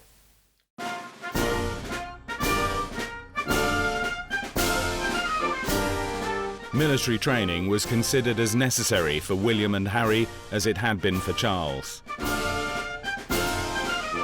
In childhood, both young princes had played at being soldiers. William dressed up in the uniform of the parachute regiment. Harry had some early lessons in tank driving. His ambition to join the army remained into adult life. He went to Sandhurst as an officer cadet after an extended gap year. It was hoped that army discipline would sort out his disorderly behaviour. I think Prince Harry has come through that period. I think there was a very tricky spell towards the end of his school years at Eton, but the army really was seen as the last chance to sort him out, and by all accounts it has sorted him out. He plays hard, there's no question about that. He enjoys smoking, he enjoys drinking with his friends, but you know what 21-year-old, 22-year-old doesn't, and you know, he's entitled to let off steam. Charles is more concerned about the fact that whenever he does, he seems to get caught in the public eye, and he feels that's very unfair. Charles joined the Royal Navy in the tradition of his grandfather, King George VI, and Prince Philip, his father, who was on active service in the Navy throughout World War II. Charles served on several ships, eventually commanding the mine hunter HMS Bronington. Away from family and friends for long periods, he relied on the camaraderie of his fellow officers. Don't believe it for 1 minute. He also joined the Fleet Air Arm, taking a conversion course to enable him to pilot helicopters on board carriers. This was one part of his training he really did appreciate. I would just like to say, very briefly, how much I have enjoyed this entire course, entirely due, I think, to the hard work put in by all these splendid chaps in Red Dragon. But thank you all once again for having me here. I've enjoyed it enormously. William is training to be an officer in the British Army. Before following Harry into Sandhurst, he prepared for the tough regime by spending 2 weeks with the RAF Valley Mountain Rescue Team in Wales. He took part in a rescue exercise. In January 2006, Sandhurst gained its most senior recruit. As a cadet, William would undergo rigorous training in a program which can push recruits to exhaustion. He was still a student when he planned stage 1 of his military career. Sandhurst itself would be a great place to learn how to lead and to, you know, earn respect. Cadet Wales threw himself into the role, repeating all the manoeuvres that Harry had done before him. William's training continued, with the army keeping the press at bay. He's off limits. He can really live the life of a soldier. But I think we're only looking about 18 months now before we see William launched as a full-time royal. They are waiting to do it. They know, the palace, the powers that be at the palace, that William needs to be relevant for the monarchy to continue in its present form. Harry finished his Sandhurst course with the traditional passing out parade. The Queen and Prince Philip were there to see him. He is now a second lieutenant in the Blues and Royals in the Household Cavalry. William also wants to serve his country in the same regiment when he completes his course. The fact that there's no way William could go serving on the front line in Afghanistan or Iraq. It's simply too dangerous. After he does his year in the Blues and Royals, he'll do a stint in the Army, a stint in the RAF, and a stint in the Royal Navy, each to get an understanding of what happens. After that, he'll be a full-time Royal with engagements. William and Harry now show their affection for Camilla. While they cherish Diana's memory, they accept that Camilla has made their father happy, and as adults, they have their own lives to lead. William is shown as a prince in touch with ordinary people through the national game of football. Before the World Cup began, he met Wayne Rooney and other members of the England squad to wish them well. He takes his role as president of the Football Association seriously. The power of football is huge, and I think it needs to be harnessed, and at the same time, the sportsmanship side of football, I think, is a real key issue to focus on. And it's to get guys like these and girls who are coming through realising, you know, the role they have and the importance and the respect that they can earn being a good footballer and a respectful footballer. William has helped to train young footballers, just as Harry has coached rugby hopefuls. What does the public now expect for the two princes? I think what we'll be looking for in both boys is obviously a happy union for them both. I mean, William will obviously be under pressure almost immediately. You know, is this a union that can last? Can the Queen's grandchildren make happy marriages where her own children couldn't? There is no pressure on William in the way there was on his father to marry someone of a noble background. He can marry pretty much whoever he likes, and certainly that applies to Harry too. I mean, Harry's been dating a South African girl off and on for the last 18 months. There's no reason why he shouldn't marry this girl if he should want to. Chelsea is vivacious, the antithesis of demure Kate. Their wealthy but ordinary backgrounds presented a problem for old guard courtiers. Chelsea is accepted as the girlfriend, but she's nowhere near accepted as the royal girlfriend in the way that Kate is. They're forgetting that these girls really have that common type. They do a lot to woo an apathetic public and revive interest in the monarchy. The Queen paid tribute to Diana. I remember especially the happiness she gave to my two grandsons. The Queen has restored popularity in the monarchy since the uneasy days after Diana's death. As Charles's mother has grown older and his sons have grown up, he has had to wait and watch. Charles has been there in this position, being groomed for the role of the monarch for many, many years. It's been there for him since the beginning. So if he was to hand over, I think perhaps he might feel he'd been cheated of something. I think a lot of this stems from public appetite and public argument. It's the public that would perhaps prefer to see William take power over his father. William upstages his father, just the way Diana always did. It's very difficult for William. He's more glamorous, he's better looking, he resembles his mother, and he's got a gorgeous girlfriend. Now, anybody like that is going to put somebody who's a bit of an old fogey, approaching 60, terribly in the shade. You know, that's just the way of the world. There's nothing they can do about it. So if William and Kate get married soon, who's going to bother? Who's going to be interested in Charles and Camilla? Already there's a lot of apathy about them. When Charles visited Australia just before his wedding, he got a poor reception. It was very different to the welcome given the same week to Prince Frederick of Denmark and his Australian-born wife, Princess Mary. She is now considered Kate Middleton's role model. As two of Britain's most important ambassadors, Charles and Camilla try hard, but they're competing against the glamorous image of younger royals at home and abroad.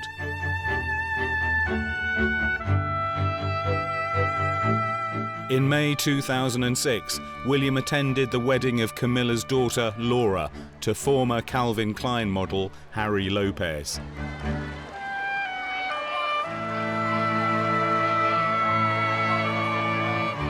William was now seen in public with Kate. With her expert grooming, we had a glimpse of her potential as his future bride. He is with Kate and he's found companionship and happiness. At least if he's going to take on this role, there's someone that he loves and trusts and has full faith in that he can go and do that role with. I mean, going into something like that alone must be a terribly, terribly lonely prospect. William's role will grow significantly in the next few years, and with it, his popularity. The question remains, who will the public want as their next king? William or Charles. On a visit to Santiago in Chile, Camilla Parker Bowles, hunter of foxes and mistress of the Prince of Wales, found that she had unexpectedly become the quarry. It was a predicament well known to her late rival, Princess Diana. She was hounded and harassed wherever she went. Come on, get lost. Diana would pay a terrible price for her fame. Now the tables are turned. 6,000 miles from home, Camilla finds that she is now the centre of attention. Diana manipulated the press, but often resented unwelcome attention. For the pursued, the thrill of the chase soon lost its attraction. On holiday, Diana often needed help from officials to throw off the press. Out. OUT, out. Have a nice trip, ma'am.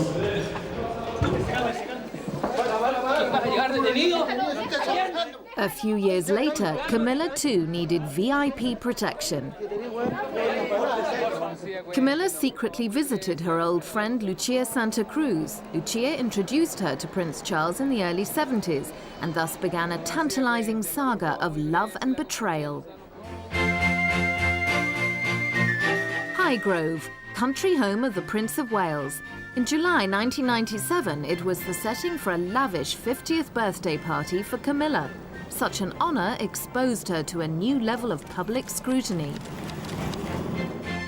I shouldn't think Prince Charles got the slightest clue what it could possibly be like to be Camilla. How could he? The whole rarefied way in which he was brought up, the rarefied way in which he lives. In 1992, Camilla was revealed as Charles's mistress in a shattering book written by Andrew Morton, to whom Diana had dictated the story of her unhappy marriage. Following publication, Camilla was invited into the royal fold at a polo match. But Camilla became the most reviled woman in Britain. Camilla has a thankless role to play. It's one has to have huge sympathy for this woman, because she's always going to bask in Diana's shadow. She's always going to be seen as the wicked stepmother figure of fairy tales. Therefore, that's a very, very difficult image to change when you come to public acceptance. Charles met Camilla at a polo match when they were both single. Polo, a sport for the wealthy, had an appeal for seductive girls, as well as for officers and gentlemen. Charles would fill in his diary with polo fixtures before his public duties. He enjoyed the physical thrill of the game. It was the perfect social environment for a prince used to having his own way, until the tragedy of his divorce and Diana's death forced him to review his life. What has changed Charles fundamentally, actually, is Diana's death. I think he is an enormously changed man. I think that's thrown him into an incredible state of the soul. I mean, he's analysing the mistakes he's made, he's taking on the grief of his sons, he's feeling all the guilt about what he did. That's huge baggage. The birth of their sons, William in 1982 and Harry 2 years later, added the demands of parenthood to a failing marriage.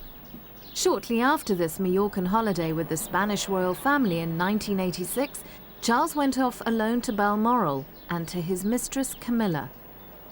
Keeping up the false image of a happy family placed a great strain on Diana. In 1987, they were apart for 3 months. Charles ignored press reports until the Queen intervened. He blamed the chill in the marriage on Diana's illness. That was Charles's great downfall, was the belief that he could actually put out one view of his character, that this was the man who was the loving, caring man nursing the wife through a very difficult period of time, when in fact the truth was totally different, and he actually believed that he could get away with it. Diana was told to conceal the marriage rift for the sake of Queen and country. Charles too pretended all was well. I'm quite sure that, as in the past has happened, and this is a history of the royal family going back 200-300 years, that the prince was expected to have a mistress. What happened, I think, with Diana was that she said, no, to hell with this, I'm not I'm not going to do this. I'm not going to lay down under Camilla, or indeed lay down under Charles. But I'm going to be somebody who's my own woman, and if he's going to do that sort of thing, I'm going to fight back. Quite right too. My father was at that house. In 1990, on their first royal visit to Hungary, recently liberated from communism, Diana was already contemplating revenge against her husband. After the Morton book, where Diana had expressed her worries about the relationship of Charles and Camilla, that he knew perfectly well that all the Paris spin doctors had been saying that there wasn't anything at all and this was all part of Diana's fantasy. Well, they couldn't possibly have said that without his knowledge and approval. For him then to come out and say he had done, it was more than hypocrisy. I mean, it was an inhuman thing to say about your wife, who clearly was under very considerable stress over this marriage. And you just say, well, it's nonsense, she's not very well, you know. It is 300 years of arrogant inbreeding and getting your own way that created that. Because I don't think he's a bad man, but I do think that he's a man who's just been brought up in a tradition which we are no longer prepared to accept as something that is realistic.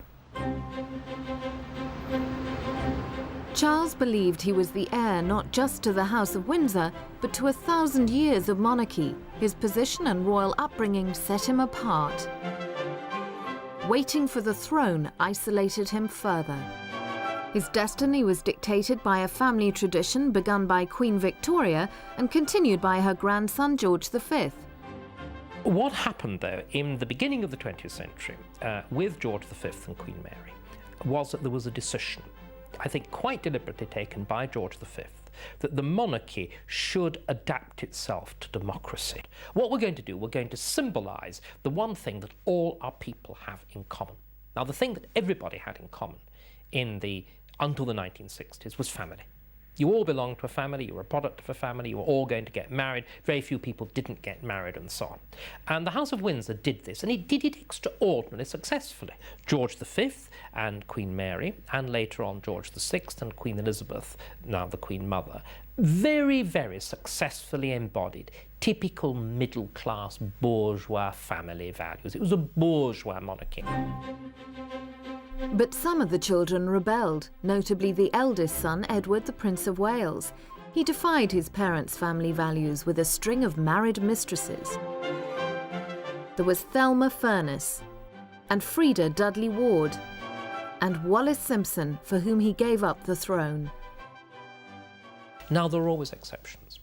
There was the exception, of course, of Edward VIII, who was driven from the throne because he wouldn't fulfil this particular set of values. He would not fulfill this image of the family monarchy. But the trouble is, you see, once you set yourself that standard, if you then veer from it, you suffer, and you suffer terribly.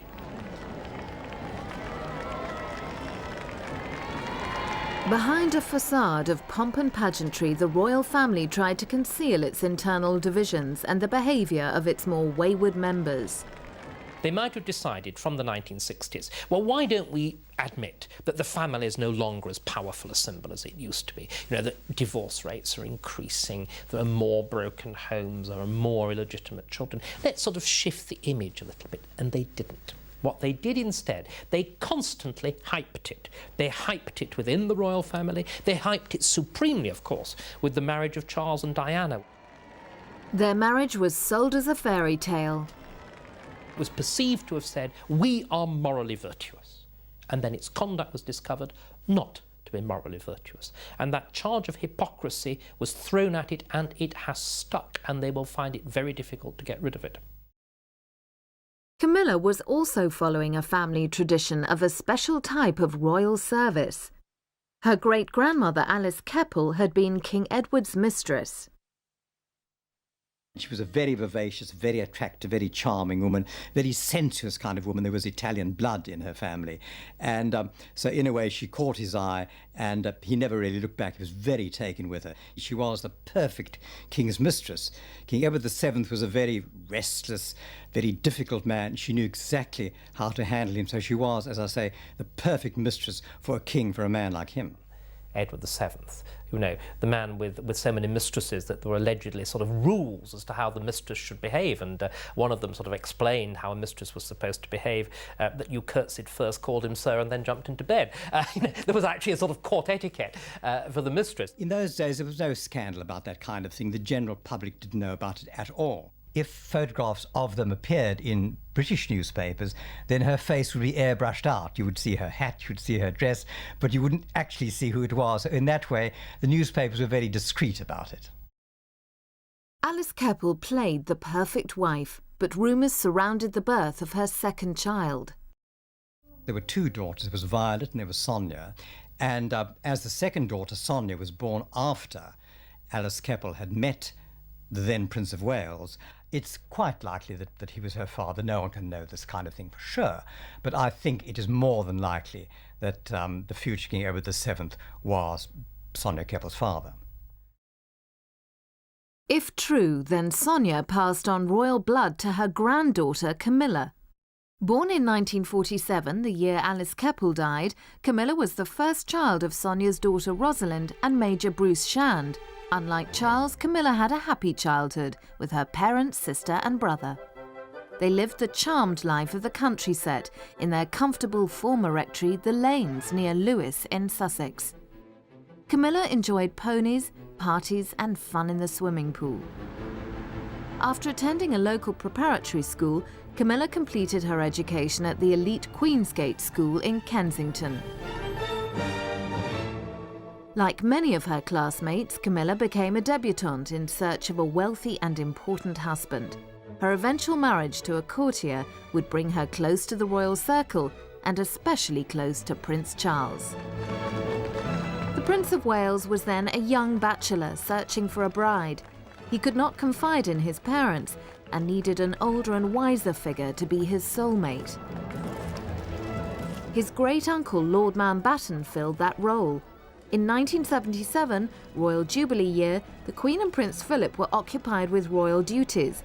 Mountbatten took the opportunity to guide the young prince. Charles often visited Broadlands, Mountbatten's Hampshire home. His granddaughter Amanda Knatchbull was considered a potential royal bride. Davina Sheffield was another of Charles's girlfriends. He was also linked with actress Susan George and the aristocratic Lady Jane Wellesley. There was no shortage of girlfriends, including Sabrina Guinness, but Lady Tryon, Kanga, was a married confidant who became a rival to Camilla. In fact, several married women became involved with Charles, but Camilla occupied a special place in his heart. She was more than a lover, giving him the comfort and warmth he had been denied in childhood. Charles and Camilla began their long affair in October 1972 after an evening out at the exclusive London club Annabelle's in the heart of Mayfair. Camilla was a wealthy girl about town. She enjoyed all the freedom of a young liberated woman of the 60s. She was already experienced with men. One of the most famous romances in history started in an unremarkable block of flats in Stackhouse on Cundy Street, where Camilla lived at the time. At Broadlands, the sophisticated Camilla was enchanted by the immature young prince. Charles, said society diarist Roy Strong, was earnest with a boyish grin and a non-sophisticated sense of humour, prankish, thoughtful, kind and shy. He began a naval career that would complete his formal education and take him away from the girl he loved. He would be thousands of miles from home on the high seas as a serving officer when he heard that Camilla was engaged to Andrew Parker Bowles. They had a high society wedding in July 1973. Camilla had won the most handsome man in her social sphere. Charles feared he had lost her forever. Really, the big mistake was not to have married her in the first place. That, of course, has been his life all the way through. He's not been able to make up his own mind. He's dallied and dithered, listened to the Duke of Edinburgh. Disaster for anybody, I would have thought. No other human being lives like that, and unfortunately it was his undoing very early on. Should have married her then. The Parker Bowles lived at Bollyhide Manor in Wiltshire. To be close by, Charles bought Highgrove. Under the cover of royal engagements, Camilla turned up regularly. Charles's relationship with a married woman was acceptable in royal circles. Charles and Camilla also met at Hall Place, the Hampshire home of Camilla's grandmother Sonia, the probable daughter of Edward VII. Enter now Charles's innocent fiancée, Lady Diana Spencer. She knew nothing at first of his secret life. An inexperienced 19-year-old, Diana had accepted Camilla's friendship at face value. No one would tell her the truth. The royal family and her own relatives remained silent about Charles's mistress. As her relationship with Charles progressed, Diana grew suspicious of Camilla's influence over him. Charles left for a pre-arranged tour of Australia shortly after their engagement in 1981. Diana's distress was passed off as the anxiety of a young girl facing the absence of her future husband. However, the awful truth was beginning to intrude on her happiness. Diana had heard Charles take a last-minute phone call from Camilla before they left his office in Buckingham Palace. Knowing that Camilla was in constant contact with Charles, Diana's tears fell as his plane took off. In Australia, Charles and Camilla's calls were bugged. The incident was dismissed as a hoax. But the press was suspicious. When Charles entertained a blonde, assumed to be Diana, on the royal train in sidings near the Parker Bowles home, it made the front page news.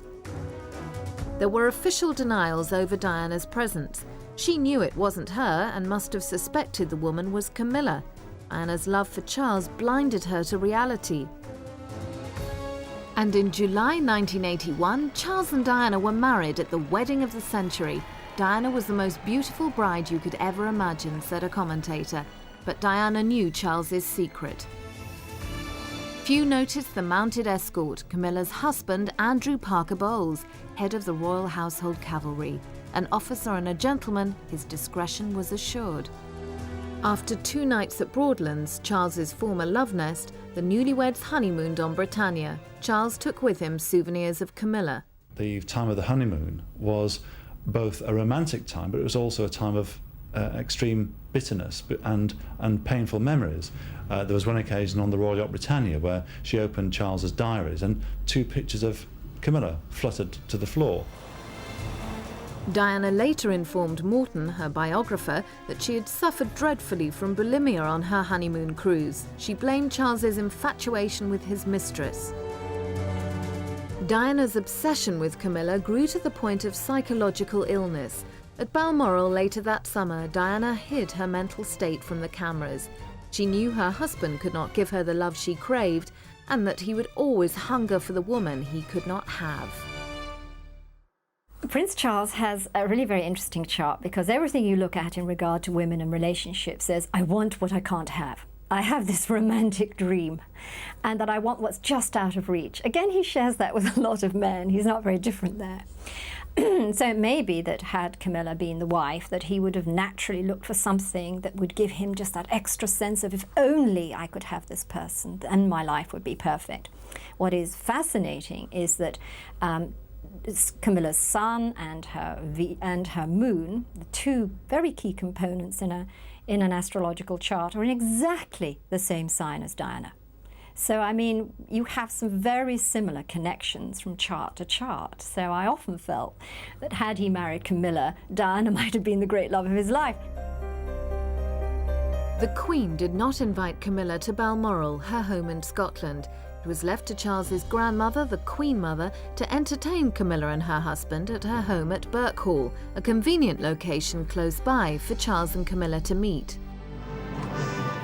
Diana believed that she had allowed a special telephone line to be installed so that Charles could phone Camilla without fear of being bugged. In time, Diana grew to distrust and dislike the Queen Mother. Outwardly, for the Prince and Princess of Wales, the royal show went on. Their dancing displays enchanted Australians, first in 1983, and in 1985 when Diana stunned onlookers by wearing a royal heirloom as a jewelled headband.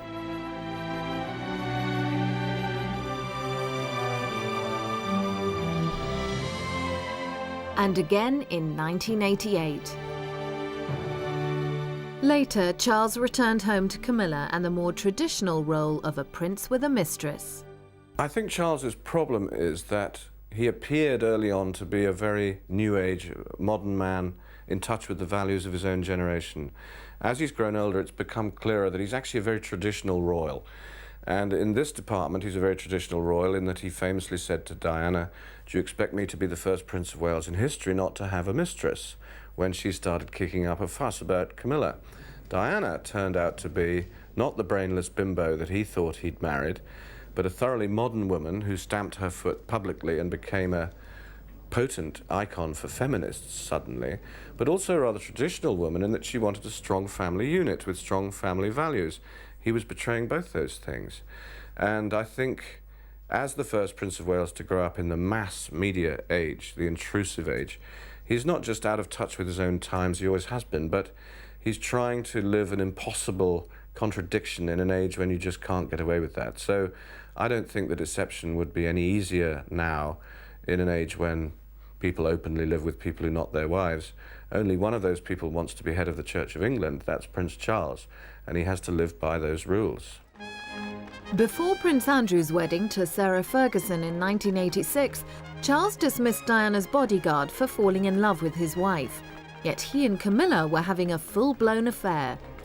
Royal rejoicing hid the family's concern.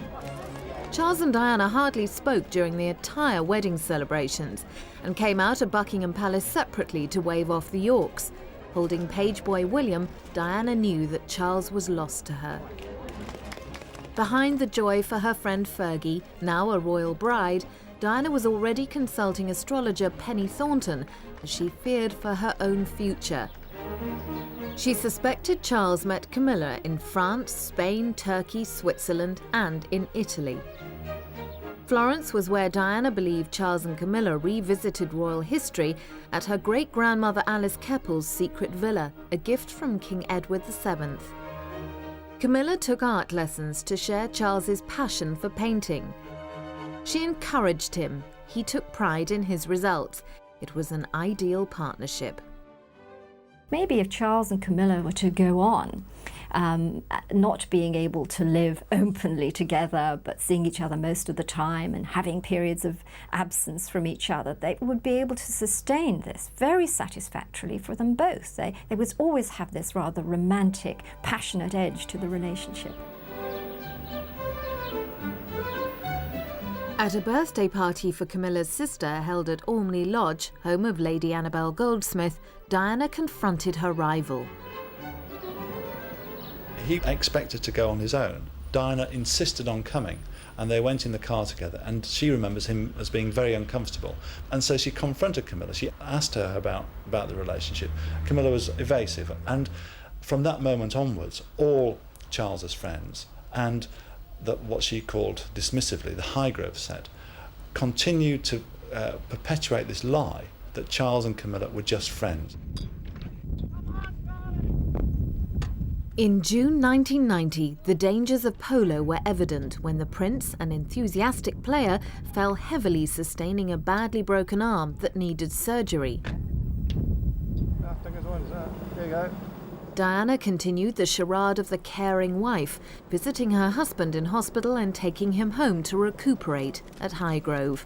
Once there, Diana left and Camilla nursed Charles.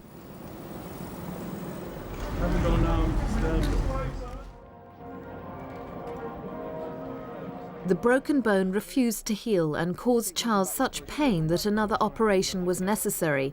A specialist had to reset the injured arm. Camilla secretly visited Charles in hospital. Keep moving back, please. Diana spent much of her time at the hospital meeting other patients, but afterwards she repeated the practiced performance of a dutiful wife, aware that the cameras were clicking and the press were covering Charles's departure. Concealing a sham marriage in which Camilla was the third party, they went home. Camilla would enter through Highgrove's gardens the moment Diana had gone. Diana lost her home as well as her husband to Camilla. I mean, I think a lot of people who not only cared about Diana, but cared about the whole notion of the royal family being able to choose a 19-year-old bride for the future king and have her give birth to his children and then be so unceremoniously dumped and have her heart broken. In some ways, we understand why Prince Charles did what he did. He had to have a wife, he had to have children, he couldn't have the woman he wanted. But she, Camilla, she was, you know, a country housewife, bringing up her children. She's the one who should have stepped aside and said, oh no, I can't do this to this girl. I can't do this, you know, because I'm decent and human and I can't watch this girl suffering and becoming suicidal and mentally unstable and ruin her life and her children's lives. Camilla's the one who should have stepped aside. Eventually, servants revealed details of Charles's conduct. Camilla had destroyed the fairy tale. Royal mistresses are exceedingly unpopular. There have been some popular royal mistresses, but they're very, very rare. Royal mistresses are unpopular first because they're marriage breakers, and certainly most women in a population will always side against somebody who is seen as a marriage breaker. Diana had an affair with Guards officer James Hewitt over a period of 5 years. She fantasized about breaking free from her marriage, but at that stage it was an impossible dream. There were other loves too, possibly 7 during her lifetime, all hidden beneath a veneer of duty. Diana took her public position seriously. She performed the traditional roles like being Colonel-in-Chief of the Royal Hampshire Regiment with grace and with a smile. She was the ideal choice as Princess of Wales and future Queen. Diana delighted in criticisms of Camilla, who was older, badly groomed and much less attractive than herself. When you see her in the flesh, she does have something special. She's got strong features. She may not be a conventional beauty. The great endearing thing about her is she doesn't care anyway. You know, she's got a fag on and she's got her hair all funny, like a stabbed sofa look, and then she's got her wellies on. I mean, one tabloid newspaper recently put a picture of Camilla beside a horse and said, which one would you rather marry? Or which one would you rather go to bed with? She has had to put up with some brutal publicity. I was in America once and saw a television show where someone described her as looking like a bag full of spanners, which baffled the Americans because they don't have spanners over there. But anyway, she has had to put up with some pretty gross insults about her looks. I think Charles himself is quite sloppy in his personal habits. He's very bad with paperwork, but of course he has a support system. He has 2 valets paid for by the state to clean up his clothes after him and wash his socks and make sure he's got clean underpants every day and help him get dressed in the mornings. So maybe he quite likes, amid the formal world in which he lives, this kind of informality that she brings to his life. Charles and Camilla enjoyed secret rendezvous all over Britain. They regularly met at country houses such as Garraby Hall in Yorkshire, home of the Earl of Halifax. Eaton Hall, the Cheshire estate of the Dowager Duchess of Westminster, was another. A familiar retreat was Northmoor, then the Norfolk stud farm of Hugh and Emily Van Cutsum. Close friends protected the couple's privacy. The famously elegant, stately home of the Earl and Countess of Shelburne, Bowood, was a favourite meeting place. Earl Shelburne challenged newspaper reports of their visits to protect Charles. Psychologically, it's very important to have a group of friends who will see you as a couple and acknowledge you as a couple and give you not just the emotional and psychological support, but also lend perhaps homes and opportunities where everything can be kept in its concealed situation, primarily so as not to upset anyone else. It's not so much deceitful as protective, I think. Behind the fences of Camilla's home, Middlewick House, Charles was a regular visitor. On one occasion, the press got wind that the heir to the throne was staying over. Huddled under rugs in the back seat of a chauffeur-driven car, Prince of Darkness was forced to experience the indignity of a hasty escape into the night. Impervious to this kind of evidence, Charles's office continued to undermine Diana's credibility. We were being told that Charles and Diana were trying to get their life back together again. And this was after the Andrew Morton book had first revealed Diana's worries about Camilla, and before the actual breakup. So they were due to go on a royal tour of Korea. And we were asked to hold off any kind of criticism of Charles and Diana. Meanwhile, the spin doctors at the palace were saying that Charles was trying to help Diana through this very difficult period of time that she was having, and that all this fantasy that she was having about Camilla being Charles's mistress was the problem of her illness and her bulimia. So they were all bad-mouthing her like mad. A scheduled royal visit to Korea in early November 1992 went ahead, but the tour was a mistake. The couple offended their hosts with their personal animosity towards one another. Quite simply, Charles and Diana could not stand each other's presence. It was the most disastrous public relations exercise, and it was quite clear that the two loathed each other. I mean, you only had to look at the pictures, and they were called the glums and all sorts of awful things.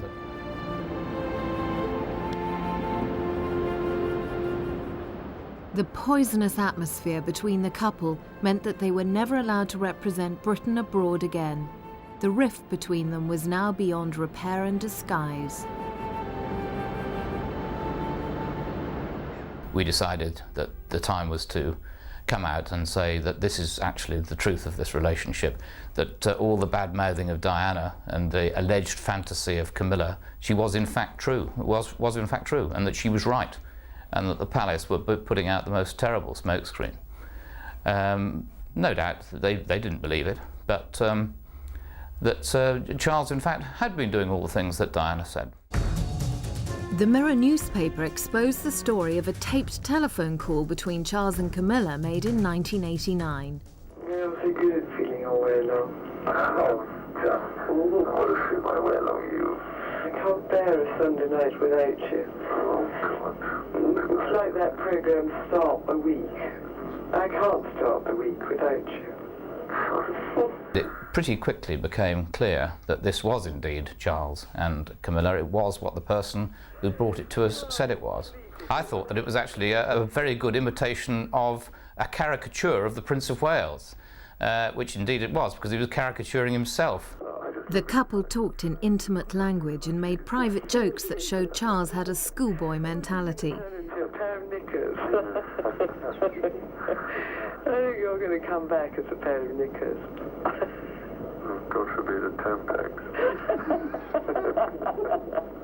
People have not forgotten that appalling thing about wanting to come back as a Tampax. That's going to stick to him, like various aspects of the Monica Lewinsky affair will always stick to Clinton. I think there's a lot of parallels between Charles and the Clinton episode. The President of the United States, like the future king, who's also going to be head of the church, is supposed to and expected to set some kind of moral example. And both of them have suffered enormously on that front. They've both been sorely embarrassed by publication of transcripts of very seamy tapes. In Charles's case, it's something that he's going to find very hard to shed. Oh, I thought he was so much a year of me. Outwardly, nothing changed at Middlewick House, but Camilla's secrets continued to unravel in the press. It seemed such an invasion of privacy, but it was quite clear that these two had a tremendously sexy and passionate relationship, and that she was able to touch those parts of Charles that perhaps other people hadn't been able to reach, which is his mind, his eroticism, and all that kind of thing. So they clearly have a very, very strong physical, sexual base, and that's a wonderful factor and an enduring factor for a long-term relationship. Diana feared that she would be divorced against her wishes and lose her children to the royal family. She took the unwise step of going public in a shattering television interview. She confessed to an affair with Major James Hewitt, but blamed Camilla for the breakdown of her marriage. Although Charles had spent a lifetime dictated by duty and ceremony, he too had destroyed the mystique of the monarchy in revelations to his biographer Jonathan Dimbleby, televised in 1994. He admitted adultery with Camilla. He answered truthfully about the adultery. Now, the immediate reaction was very well done him, this is very brave of him to admit his adultery. It wasn't anything of the sort, because it unleashed all those demons of the lies that had gone before.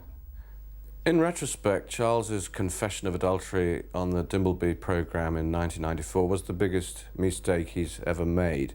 It's quite ironic because Diana actually benefited from being honest and making honest confessions, and people loved her for her faults as much as her strengths. When Charles tried the same tactic of being honest, it just rebounded on him hugely.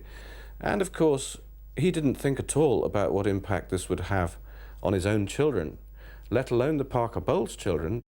All sorts of people were involved who he didn't think of. That moment, of course, precipitated the eventual divorce between the Parker Bowleses. Andrew Parker Bowles had put up for 20 years with the Prince having an affair with his wife because he thought it was his national duty, I think, to do so. But that was the last straw for him, Charles making this so public. Did he think of Andrew Parker Bowles' reaction when he gave that interview? I don't think so, but the divorce proceedings followed very hard upon.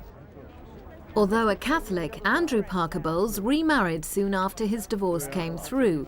His new wife, Rosemary, enjoys invitations to Royal Ascot and visits to royal homes.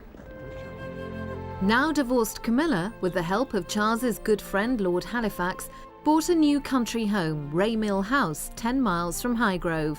Charles redesigned the garden, set in 17 acres.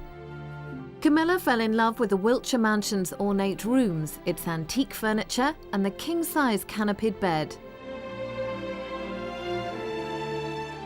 At the time of his divorce in 1996, Charles and Camilla were secretly photographed together at the Welsh home of their friends Nick and Suki Paravicini. The press had been tipped off by a mystery woman. In June 1997, Camilla crashed her car driving to Highgrove to meet Charles. She escaped prosecution, which led to accusations of special treatment because of her status as a royal mistress.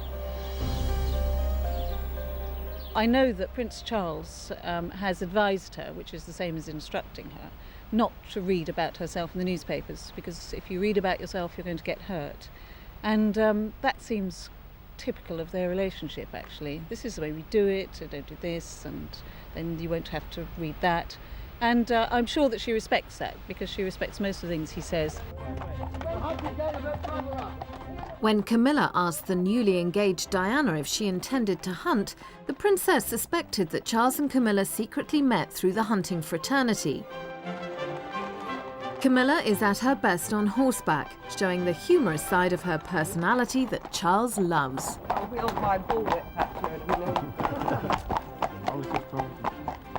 I think the fact that Camilla exudes a kind of quality of friendliness, of ease. I mean, she's prepared to muck in with Charles. She doesn't have tremendous airs and graces. She's coming from the same place as he's coming from. And he feels very comfortable with her.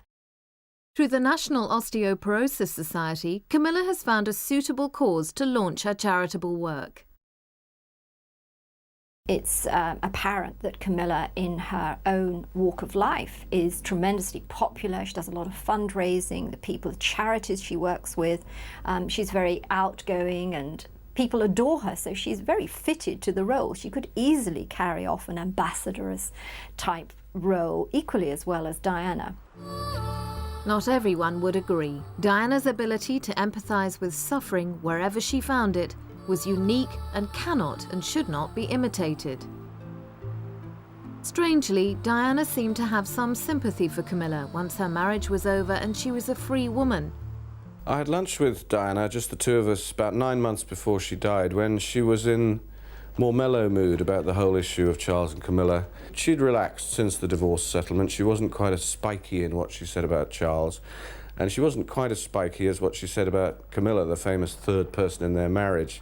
And she said to me, look, why don't they get married? I'm past caring, was how she put it. She wished Charles reasonably well. Why shouldn't he marry Camilla? These enduring memories of Diana's last campaign against landmines in Sarajevo, just days before her death, have elevated the late princess to a near religious status. But how has her death affected Charles? A great deal of trouble has been removed from his life, and that's clear. A great deal of trouble, and it was only going to get worse. They were battling over the children. battling for their affections. I mean, Diana was, she was weak in many ways. She was a deeply flawed person. She knew that, and we knew that. And it's ridiculous to make her out to be a saint. She was human, if nothing else. For several months after Diana's death, Camilla stayed hidden away. Comparisons between the princess and the woman who destroyed her marriage were frequent. In the winter, she and Charles hunted. They were careful not to be photographed together. Aware of public sentiment after Diana's death, Charles and Camilla put on hold their plans to appear in public together. Instead, they weekended at secret locations, such as Llanover in Wales, where they stayed at the secluded leafy estate of Robert Herbert and his wife Philippa. There has been that element of thrill and secrecy, which is undeniable. I mean, no one who's ever had an affair, a love affair, would deny that there is a thrill in using code names and secret trysts, and it adds to the frisson. We can meet on Saturday night and nobody knows but us, and then someone will set apart a magnificent bedroom suite and give them their privacy and tiptoe around them, and there must be a huge element of being terribly special for all these years. Charles says Camilla is the non-negotiable part of his life. His staff now have to include her when planning his private diary. There's no doubt at all that he set up this network, and he has plenty of people working for him. He doesn't have to actually make the phone calls himself to say, I'll be down at 2:30 and perhaps you'd like to invite so-and-so to dinner. He's got a whole army of people only too happy to do that for him. And of course, they have grudgingly come to accept Camilla too.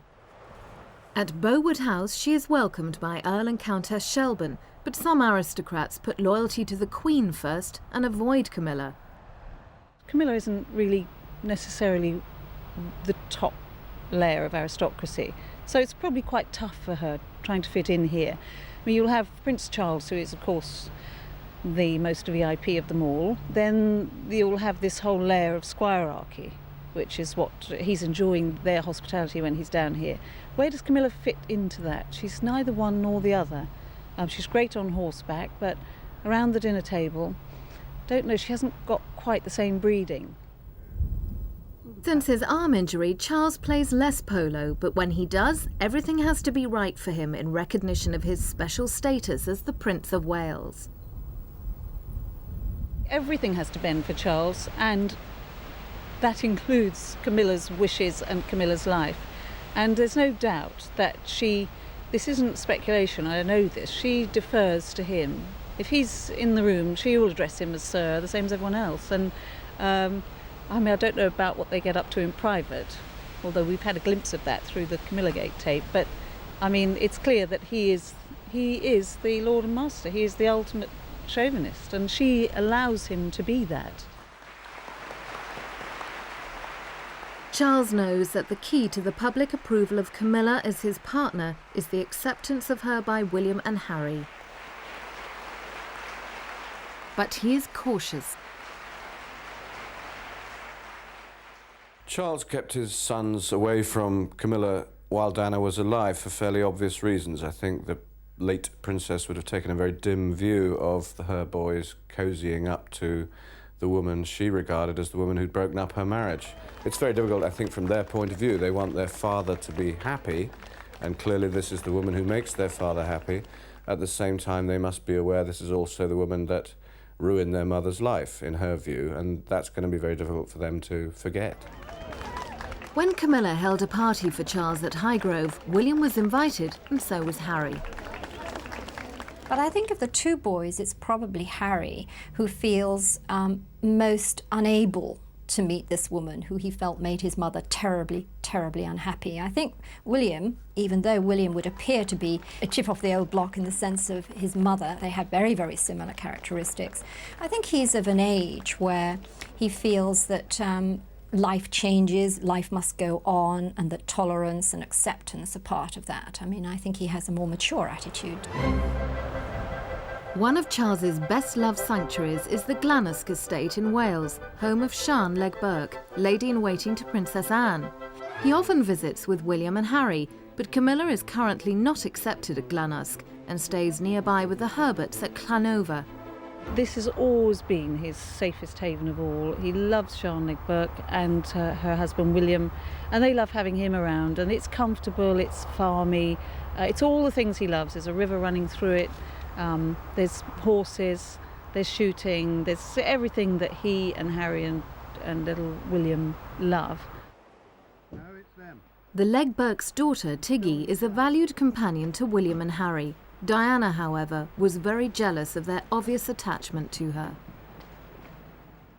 Here is this immensely warm and fun-loving and sporty and wonderful girl, effectively taking over Diana's children, the human beings she valued most, the only human beings to ever give her unconditional love. But Diana's sons have suffered the irreparable loss of their devoted mother before they were grown up. On a visit to Bhutan in 1998, Charles continues his work and to find time for himself and for his hobbies.